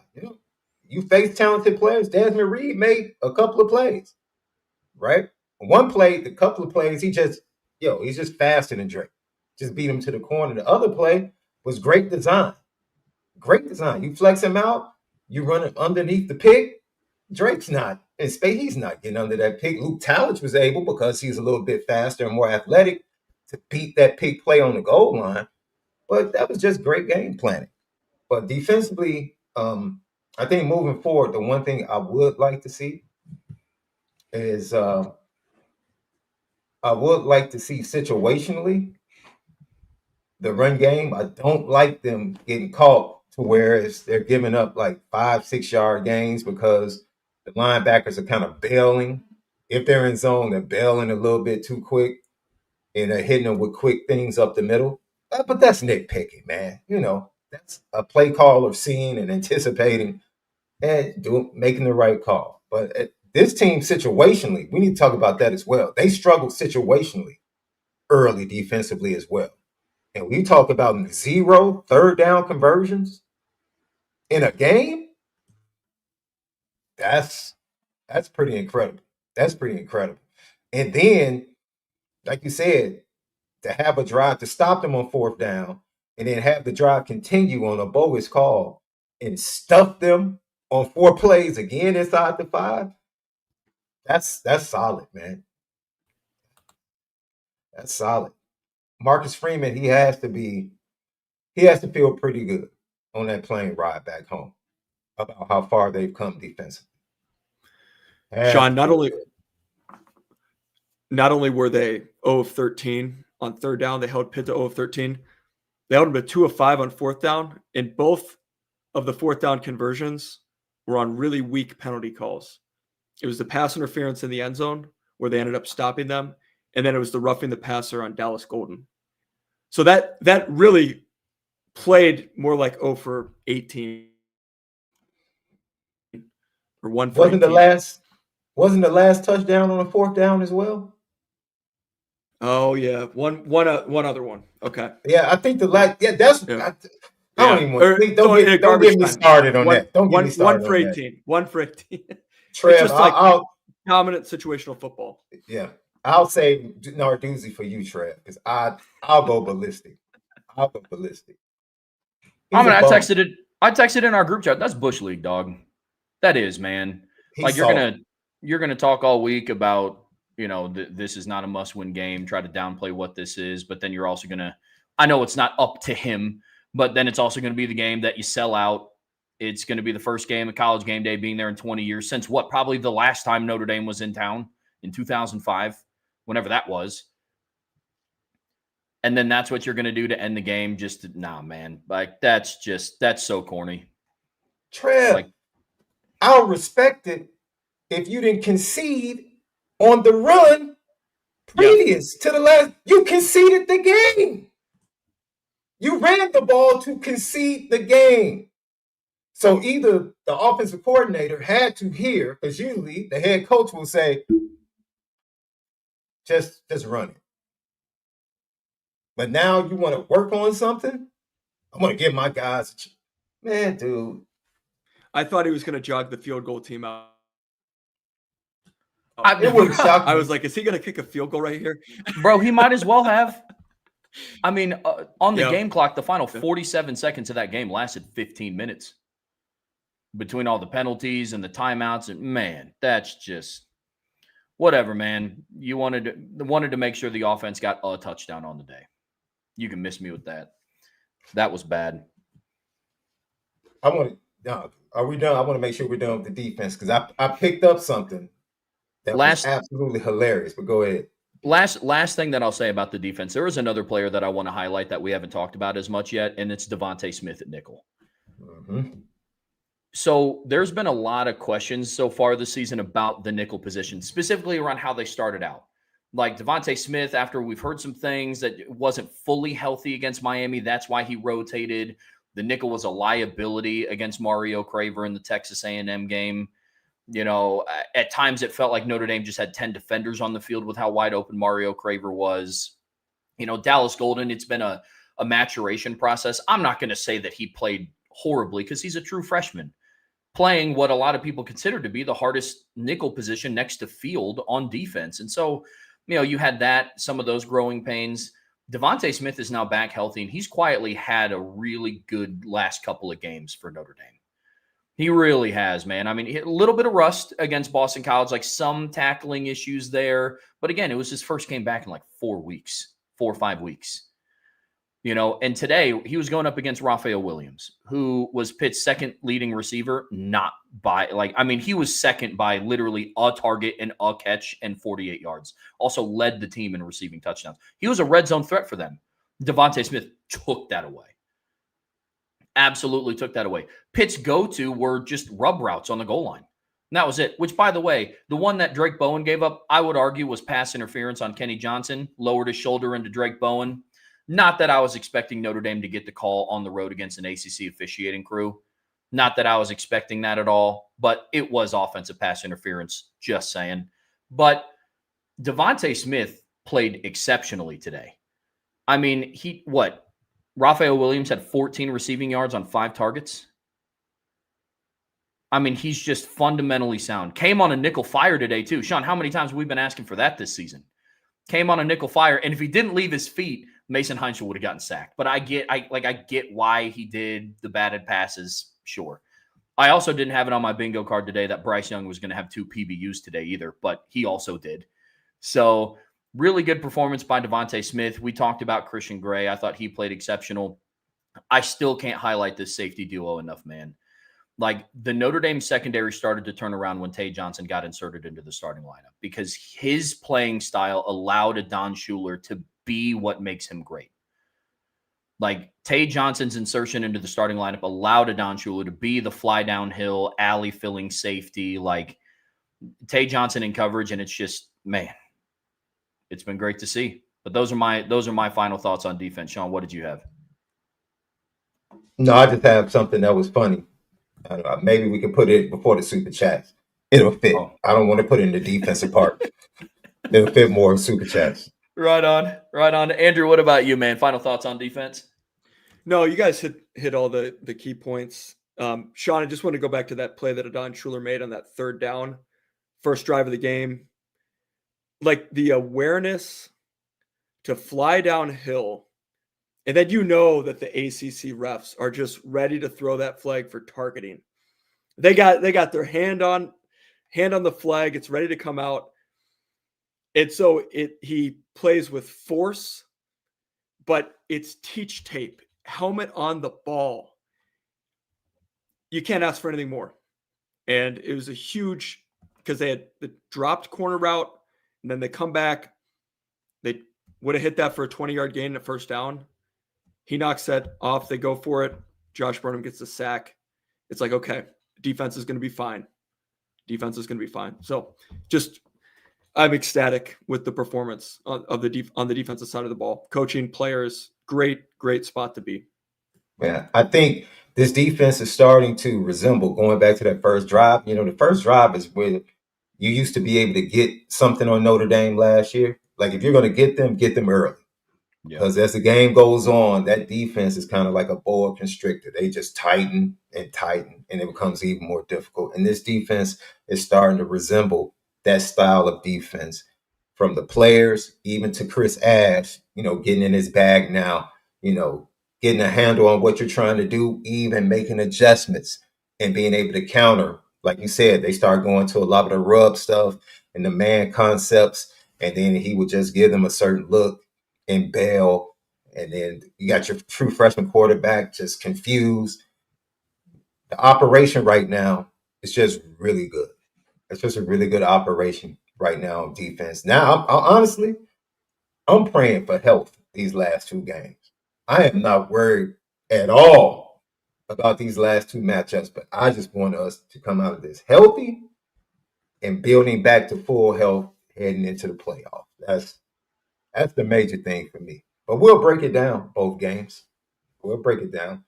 We'll see how much of a chance we give both teams, Trev.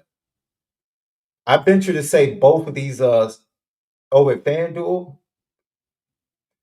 the average line would probably be in around 22 points for both of these matchups.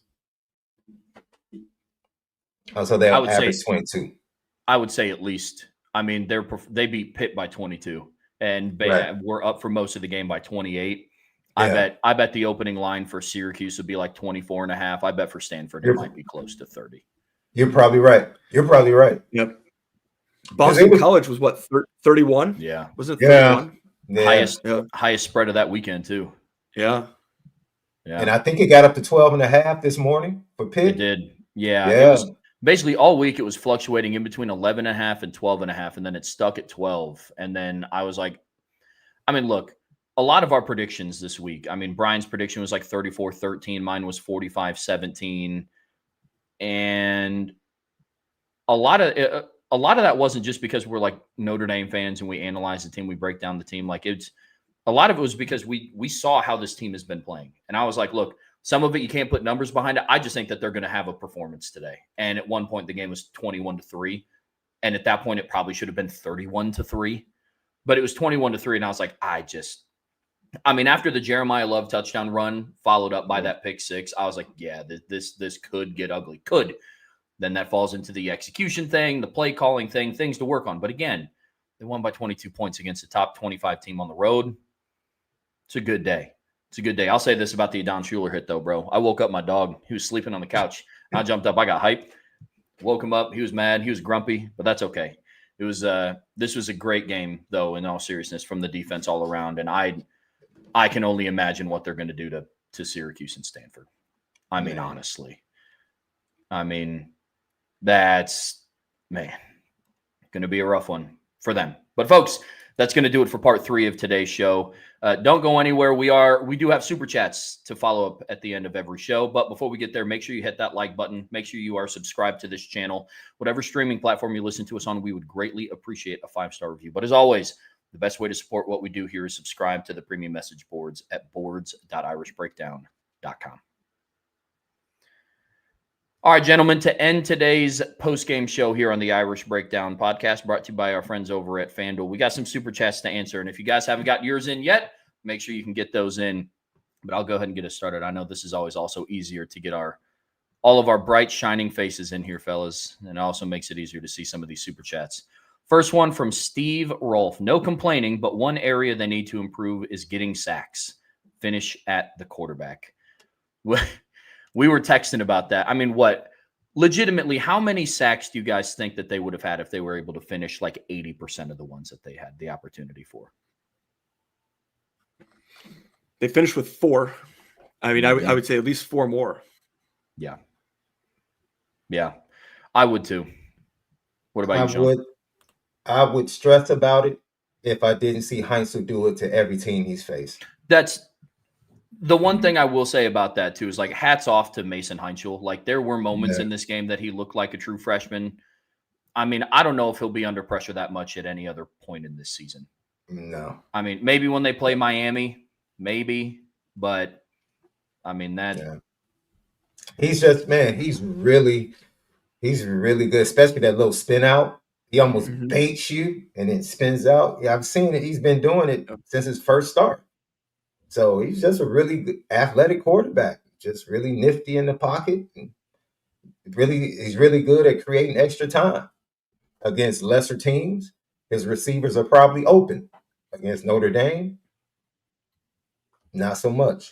That was the key, is that we've seen Notre Dame teams in the past not finish at the quarterback, and that turns into an explosive play. But like we talked about earlier, 2 things. They forced him to escape out the back of the pocket or the sides. I think there was only one time he was able to step up, and he gained like 15 yards on that. So the defensive line was for the most part sound in their gap assignment and forced him out, and then the secondary covered. So I totally agree with what Steve was saying. Like, yes, they need to get better at finish at the quarterback. I think it's fair. It's fair to point that out, but they didn't turn into explosive plays, which was key for them stopping Pitt's offense. Agreed. Absolutely agreed. This next one from Christopher Galloway. Thank you for the super chat. Plain and simple, happier. I'm with you, man. Amen to that. And look, at the end of the day, is stuff frustrating about games like this? Yeah, it always is. But part of it is it's in the name. We're Irish Breakdown, and we're going to break that. Look, Notre Dame could win the national championship. There will be an upon further review the day after the game. Like there will be. Like that's just and that's what I love about Irish Breakdown. So don't let it confuse you. Like this is a hell of a win. Like pardon my language, but it is. You beat a ranked Pitt team, but that doesn't mean that they're without flaws. Like when Notre Dame beat Georgia, the SEC champs last year, it wasn't a perfect game. They beat them by 13. There's always still things that you can go back and review. Andrew, you're an offensive coordinator. And from what Brian tells me, the team, after you stepped in at offensive coordinator, started having a lot of success. So hats off to you for that one, man. But even after big wins, you guys made the playoffs, right? In back-to-back years. Is that right? 2 of the last 3. Bang. There you go. Yep. But in those games where you clinch the playoffs, there's still always stuff that you go back and review. Oh, Yeah. yes, there is. Always, man. Always. So I don't want to make it sound like this team played it a perfect game, but I also don't want to make it sound like, the sky is falling. A lot of good. Like I said, they put up 30 points on offense and had 0 consecutive scoring drives. That's a lot of good to build on, because imagine when they start doing that. It will look at the minimum like what they did to Arkansas. It will. And hopefully that peaks whenever playoff season rolls around. Because if this team gets hot, I feel bad for whoever they get in the first round, home or away, honestly. But Christopher Galloway, I agree with you. Very much happier. I'm also happy that we get to do a postgame show while the sun was still up. That's nice. A lot of night games for Notre Dame this season. Sean, you and I have been going through the ringer with some of these postgame shows, man. Some of them get a little late, but we love doing them. We love doing them.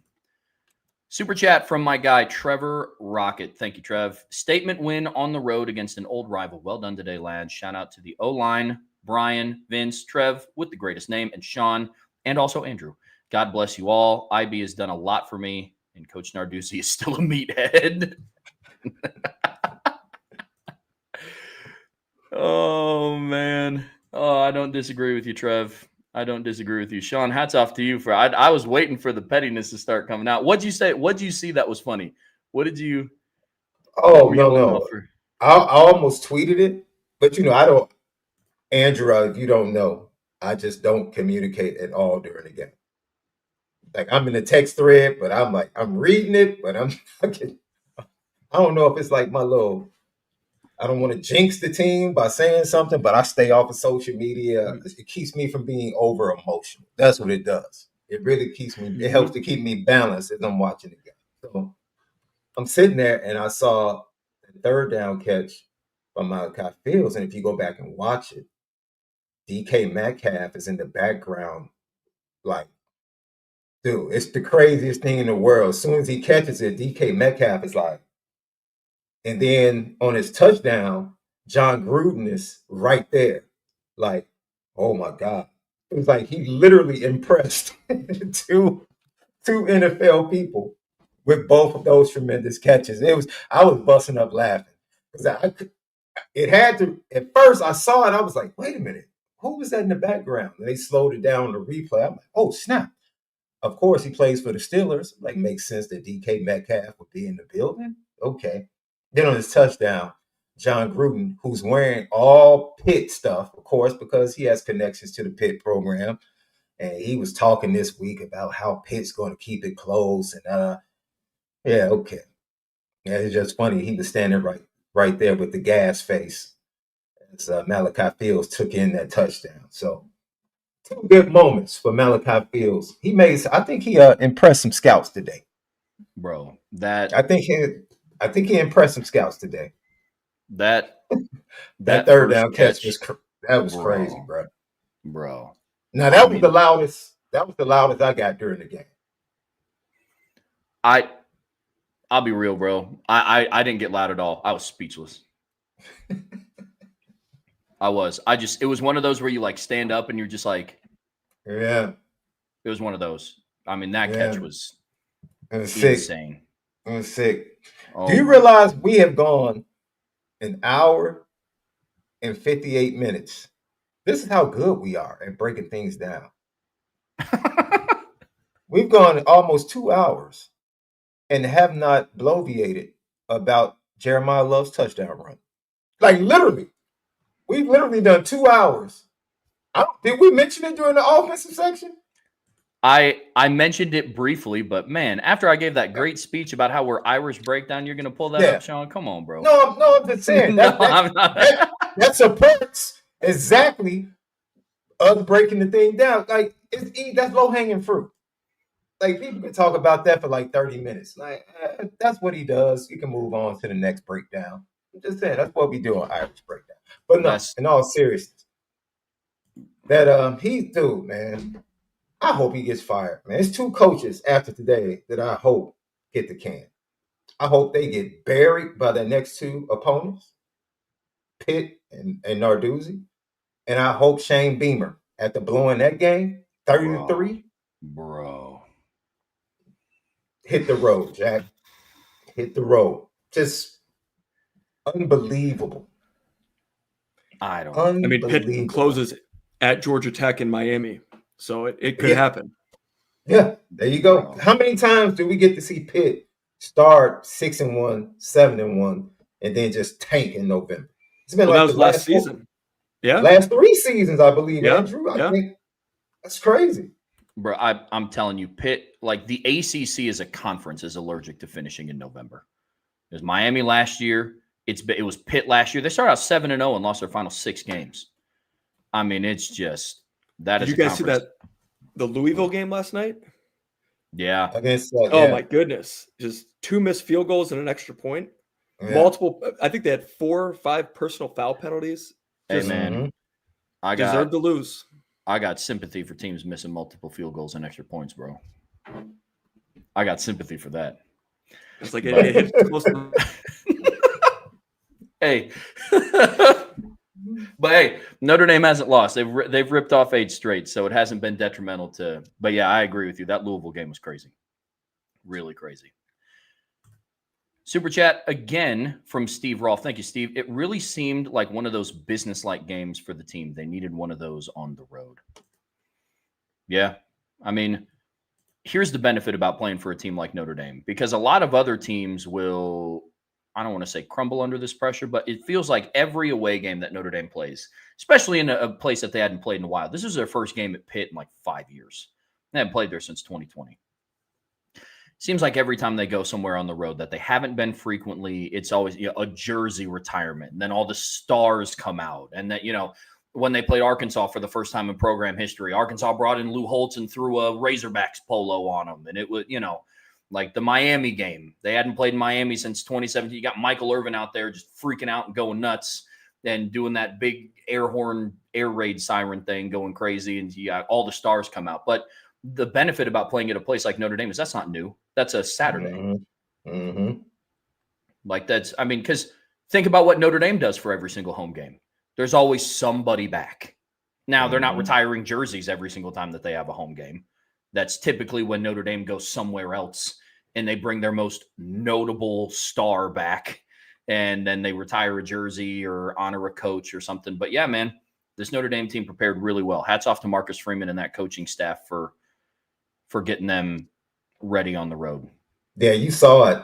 It was fun. It was fun to watch as they came through the tunnel. And they're coming right there, and the Pitt fans are just giving it to him. And Marcus Freeman looks up to the Pitt fans like, yeah. And then turns around to his team, says whatever he says, and then they just lock in. It was like, and physically, when they run on the field, man, I'm like, good Lord, just big body. They keep like all the skinny dudes at the rear. Like all you see coming out the tunnel is just big bodies, big dudes. And honestly, I haven't been used to that. That's fair. But seeing like Notre Dame just take the field and just physically imposing it, which is in stark contrast. I was actually watching Alabama walk out, right? And they were being led by Ty Simpson, Ryan Williams, and like the wide receivers. And I'm like, wow, it isn't a reflection of the head coaches. I can see Kalen DeBoer having his offensive guys come out to lead the way, and Marcus Freeman definitely the offensive and defensive line guys. So, yeah, it was definitely business-like.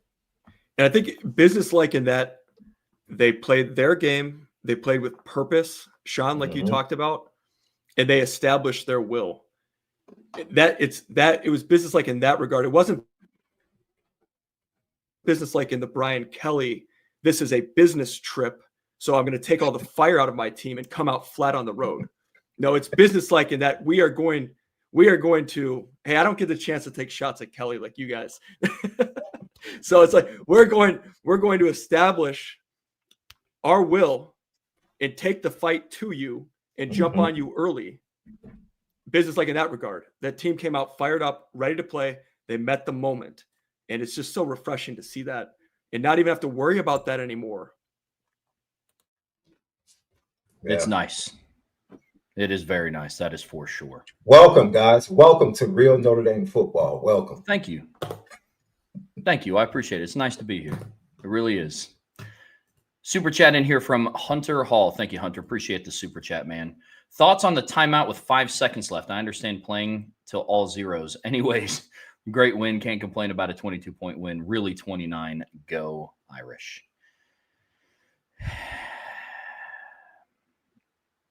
He's soft. That's all. Yeah. I mean, there's nothing else I can tell you. He's soft. These two, hey, Trev played, Andrew played, and coaches. That's soft, man. Yeah. That's just soft. It's just soft. Yeah. And you could see the way he talked about they could beat us 103-10 on Monday. Then on Thursday, he tries to back off. Well, I was just trying to find a way to motivate my team. It just all lines up. Like, dude, you're mentally soft.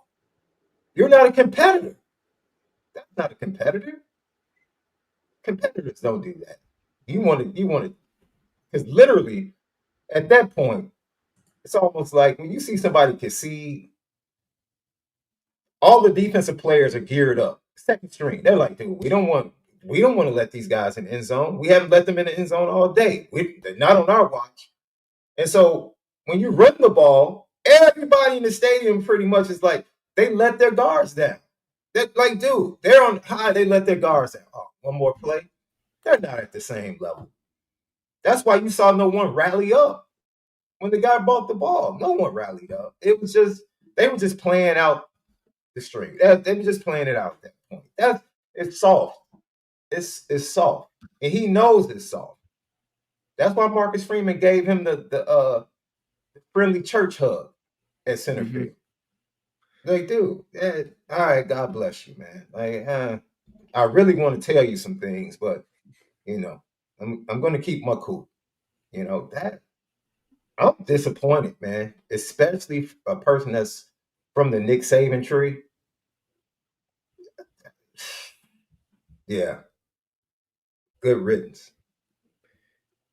Yeah, the key was the timeout.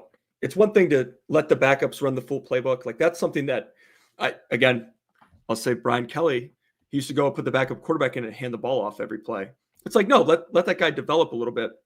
Notre Dame did that last week with Kenny Minchie against Navy.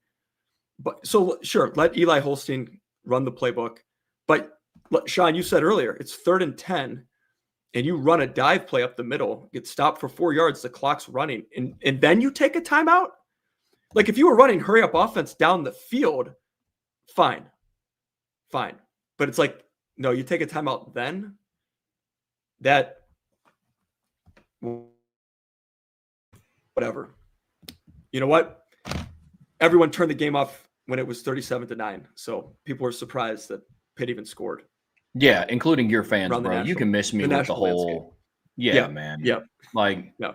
you scored that touchdown with a stadium full of Notre Dame fans. Pat Narduzzi is now 0-5 against Notre Dame. 4 of those losses have been by double digits, like including this one. If you got to feel like you got to get a win in some way, you can. But that's Bush League. That's all that was, man. Really was. Yep. Super chat from DJ Holman. Thank you, DJ. Contribution for Price to start wearing tearaway jerseys or shirts so he can house more kickoff returns without worrying a kicker will slow him down. We said it a lot earlier, but fellas, I just don't understand how teams continue to kick him the football. I just don't. Like, I don't know if it's an ego thing of like, yeah, those 9 other special teams units couldn't stop Jadarian Price, but ours can. Like, I don't know what it is, but that one misses me. I'm still not entirely sure how you let that happen. And not only do you kick it to him, you let him get a running start. Yes. Like, the ball landed at the 7-yard line. Like, it's not like you brought it back out of the end zone 3 yards deep. Well, Andrew, when you have your backup kicker kicking off, you probably should anticipate. Let's squib it because we know he can't get it through the end zone. So let's not give that guy who's really good a running start multiple times. And then let's have some pride, right? Let our special teams players have some pride. Pride is not doing dumb things. Having pride in what you do is not necessarily supposed to be connected to doing what is considered not smart or wise. Like, you can have pride and squib the ball. You can still go out there, be aggressive, go tackle, but just do it within the confines of a good plan. Like, this is a good plan for what we have. And I don't know what we saw from Pitt today from special teams. And the Pitt player tackles Jadarian on the second one by the shoestrings and gets up talking trash. And Jadarian's like, what, dude? Like, what are you talking? The ball's at the 40. Right? Like, you're talking trash about giving up almost 40 yards in return. It is, man. That program is a joke. That program is a joke. They're a joke, man. They're a joke. I was being nice during the week. I knew Notre Dame was going to thrash this team, man. I was trying to be nice to them, but the coach just makes it worse, man. Because they have some really likable players. They really do. Like, they had some guys that just individually, like, I like Heinzel. I like a couple of the receivers. I like Desmond Reed. I even like the Tucker kid, the backup running back. Like, Yeah. And the linebackers, like, but your leader is just an abomination as a head coach right now. He's just soft. Andrew, as a coach, you have to be, man. I mean, you set the tone. Thankfully, we have a phenomenal head coach for our program. Do you guys do you use cue cards like to signal in the plays? Do you guys use that? No, we have numbers on the wristband. Okay. If you ever go to cue cards, make sure you put Narduzzi on one of the cards for fake. Yeah. Like, that's the decoy one. That's the absolutely decoy one. Absolutely. We'll put Narduzzi in like Tweety Bird and a Powerpuff Girl or something. Oh no. That's fantastic. Oh, what do you guys even think that second defender said when he tackled Jadarian Price by the shoestrings? Like what? Like, who knows, man? What can you even say? Yeah. Oh my goodness. Super chat from Iden Benami. Thanks, Iden, for the Pitt's defenders' ankles. Let's enjoy Jeremiah Love. Amen. There we go. That spin move was nasty, bro. Man, yo. The thing with Love today that I keep going back to, and I wrote it down like 8 times, was just his patience. Yes, bro. Like even on that touchdown run, like that was a phenomenal play in space, but he had 2 pullers coming in front of him. We run counter that same way, and we struggle like with our younger running backs. Like, you have to wait. You got to let that play set up. There might be some initial penetration, but let that play set up. Let that tight end, because that was GY counter. Let that tight end get past you, then follow him up through the hole, and then make it miss. The ND run game today, it was body blows, like a boxing match. It was body blows because there were 2s and 3s, and there were some stuffs. But then they would get 5, they get 9, they get 15, they got the 56 with Love. And he was patient. Like, again, I remember, what you guys were saying against Miami, against A&M, against Purdue, the run game, the timing wasn't right. He wasn't letting the play set up. And today I felt like it was his best performance of the season in that regard. Just letting the game come to him and then let his athleticism show through, then make the play in space.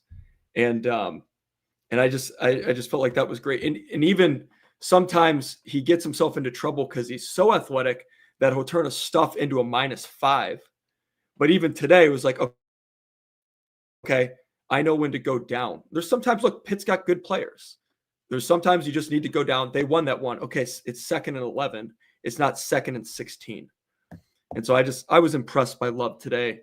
The touchdown run is the cherry on top, but even the work he did in pass blocking, like stepping up and taking on blitzing linebackers, letting CJ hit that 3rd and 10 to Malachi Fields on their last touchdown drive, just a great overall performance. Yeah, it really was. I'm with you. Super chat from Chad Osborne. Thank you, Chad. Why does it seem like the offensive line blocking holds up better for Love than it does for Price as he gets hit behind the line of scrimmage? More on his opportunities. Billy Schrouth being out has effect too.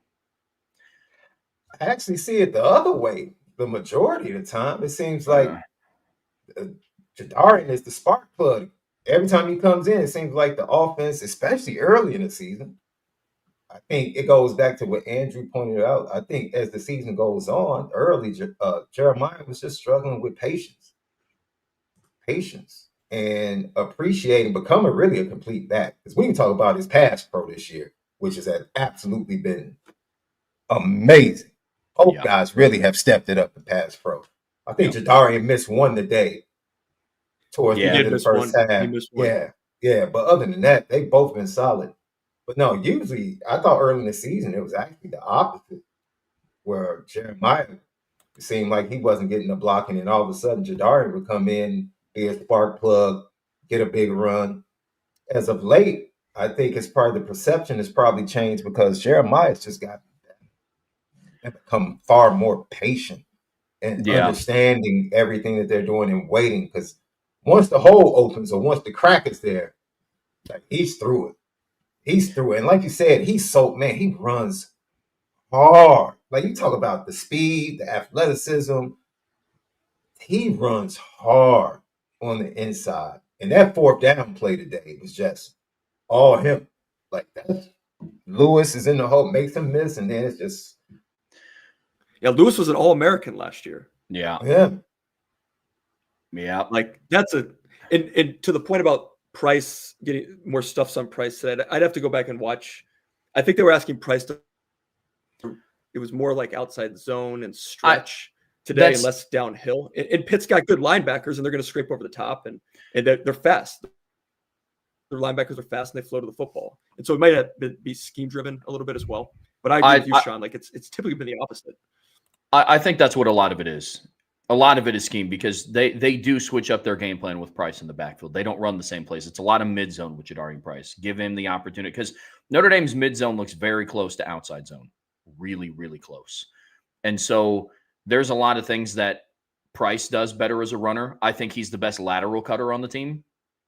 I still do. And I think a lot of that benefits him when he gets mid-zone carries. But Jadarian, I would argue, doesn't get a lot of the counters that Love gets. He doesn't get a lot of, like, the inside zone runner in this team is Jeremiah Love.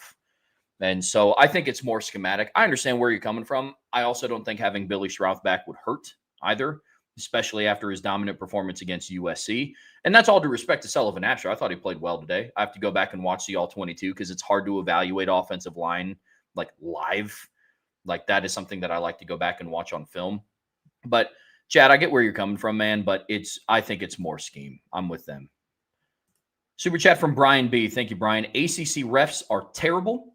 Defense is coming into its own. Are we worried about the pass game or am I overreacting? Love IB. Thank you, guys.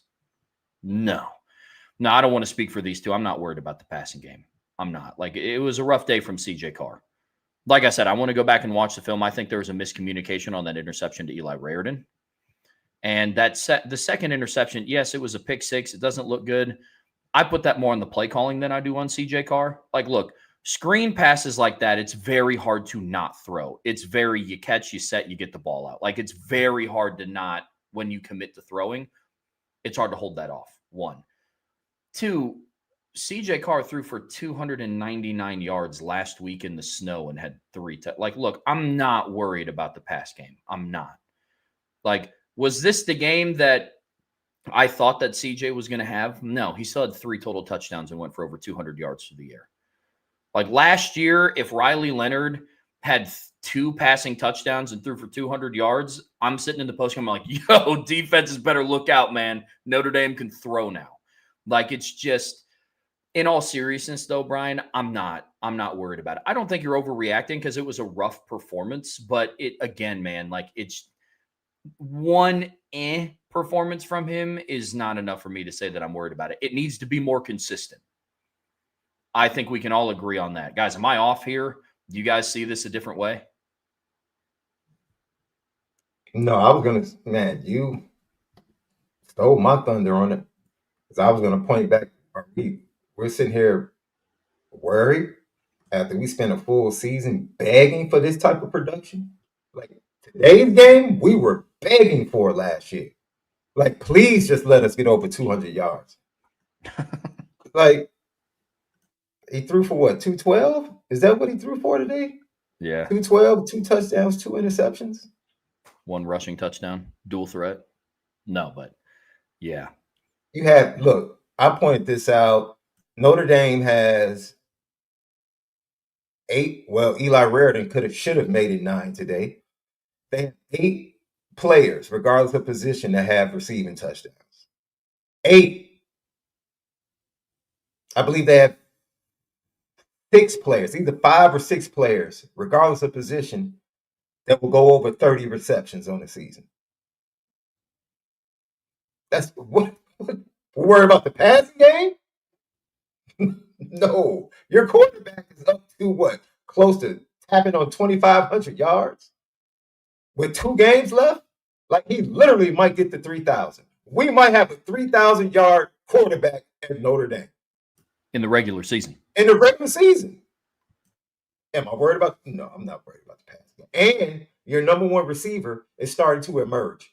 That's why you went and got him. To be the mismatch each and every week. No, I'm not. Your tight end is emerging. No, you're getting more 12 personnel.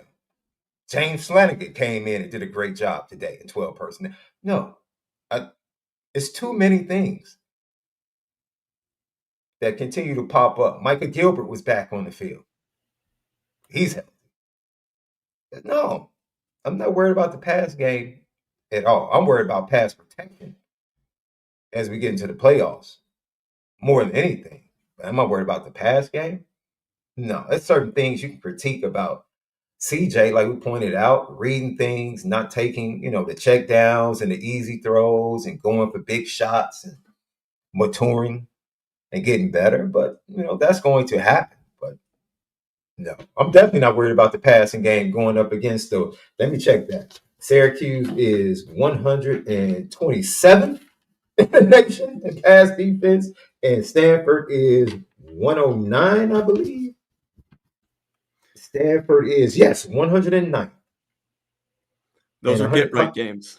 Yes, 109th in completion percentage, 104th in yards per pass, and 129th in yards per game.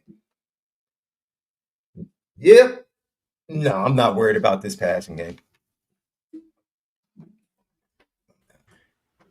All righty. Super chat in here from Eric Carroll. Thank you, Eric. Dominating win, even with the offense leaving some points on the field. Defense really came to play. Maybe we should just have the opposing quarterback start wearing flags. Man, you might be onto something there, Eric. Might be onto something. The only positive I'll say about the ACC officiating is I do like the live look at the replay to hear what they're talking through. It's like, okay, they can't make something up here because they're broadcasting it to the country. And I was like, oh, what are they gonna figure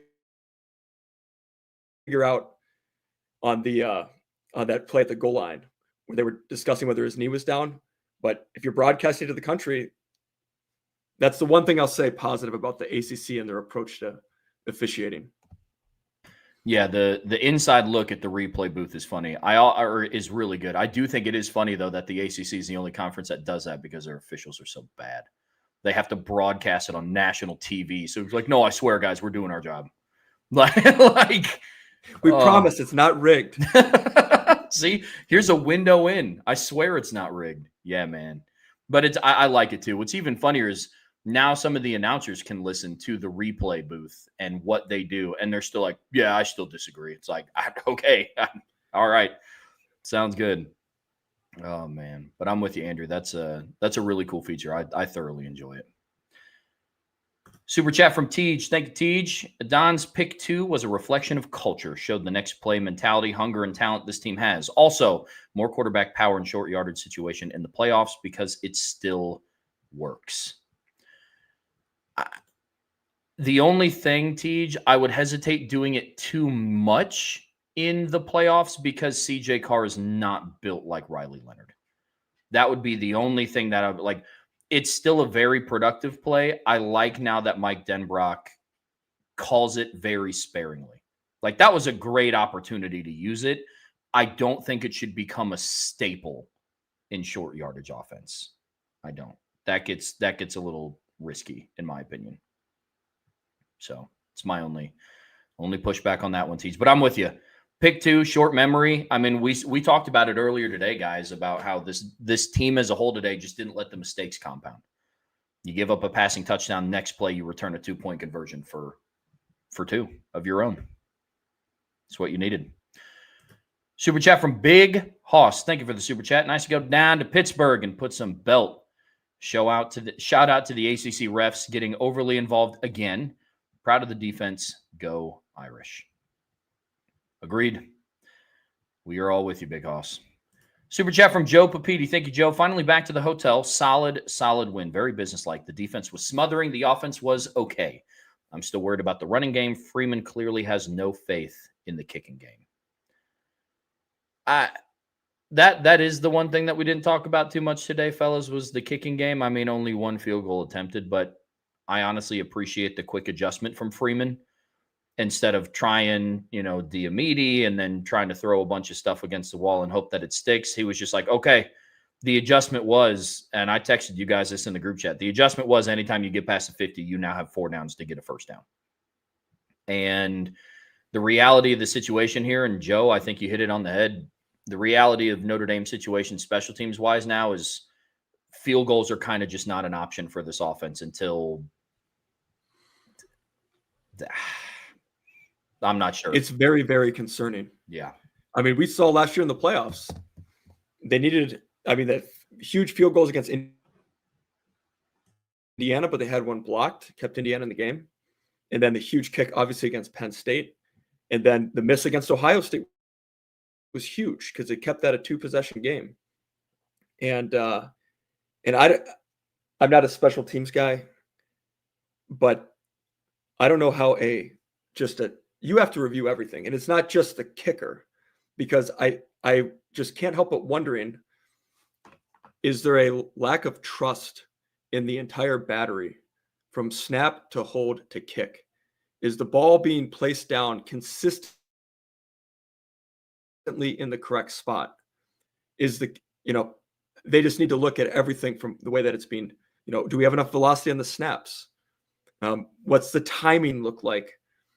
Because Schmidt has talent, but you look 46 yards, but right in the middle of the field, like that's got to be converted. Weather wasn't an issue. It's bizarre, and it's very, very concerning because the other special teams units are very good. Yeah, but this is brutal. Yeah, even there towards the end, I thought, I was like, okay, is Freeman going to keep him with a positive mindset with all of the PATs being made and give him some positive moving forward, or is he going to give him a chance to redeem himself right here? And he chose to go for it again on 4th down. So it goes back to what you said, Andrew. There has to be a lack of confidence, and even greater, that goes probably beyond the place kicker.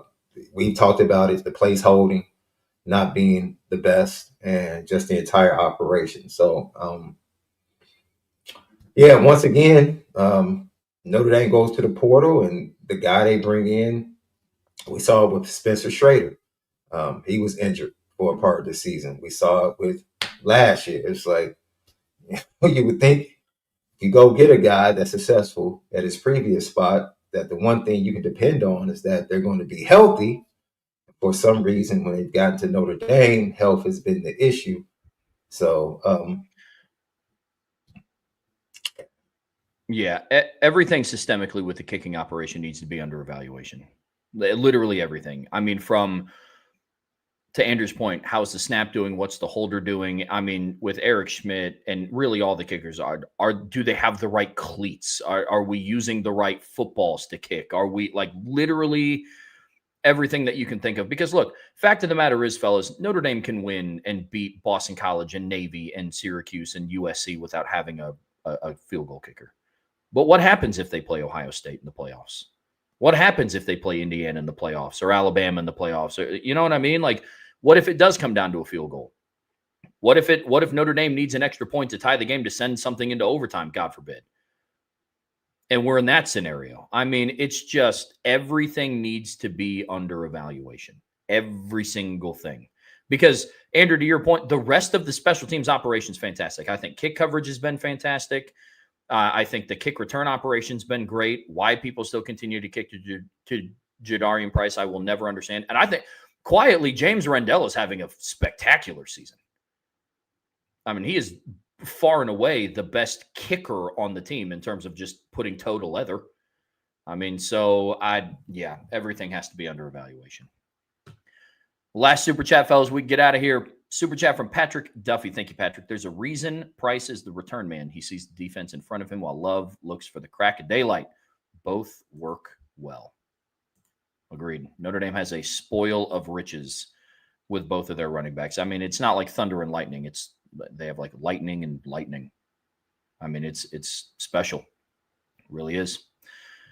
Well, folks, real quick, there's one more point on the returns because I want to shout out Jordan Faison as well. Like I thought in the punt return game, he saved field position on 3 times. He had 3 punt returns, 36 yards. So I averaged 12, which is good for punt return. But the important thing is all 3 of those, I believe, were on the bounce. And so he saved field position, kept the offense out of, starting on the -6, -7 yard line. Now we're starting the 35. Okay, we're in business. So wanted to shout him out as well. It's a great shout out. Absolute great shout out. Good way to end this post-game show. Well, listen, ladies and gentlemen, that will do it for the IB post-game show brought to you by FanDuel. I believe upon further review is going to start recording. I know Brian's going to be traveling and whatnot, but you have to be a premium message board subscriber to watch that. So see it scrolling down there at the bottom of the screen. Make sure you are a premium message board subscriber. Andrew, we're going to have you on again, man. This was a lot of fun. This was fun. Thanks for having me, guys. Yeah, man, great to have you, Andrew. Go Irish. Absolutely. Yeah. Yes, absolutely. Well, folks, on your way out of here, make sure you hit that like button. Make sure you hit that subscribe button. Hit that notification bell so you know whenever we go live, whatever streaming platform you listen to us on. We would greatly appreciate a 5-star review. But as always, the best way to support what we do here is subscribe to the premium message boards at boards.irishbreakdown.com. So for Sean, for Andrew, I'm Trevor. We will see you back here very soon on the Irish Breakdown podcast. Have a wonderful weekend, everybody.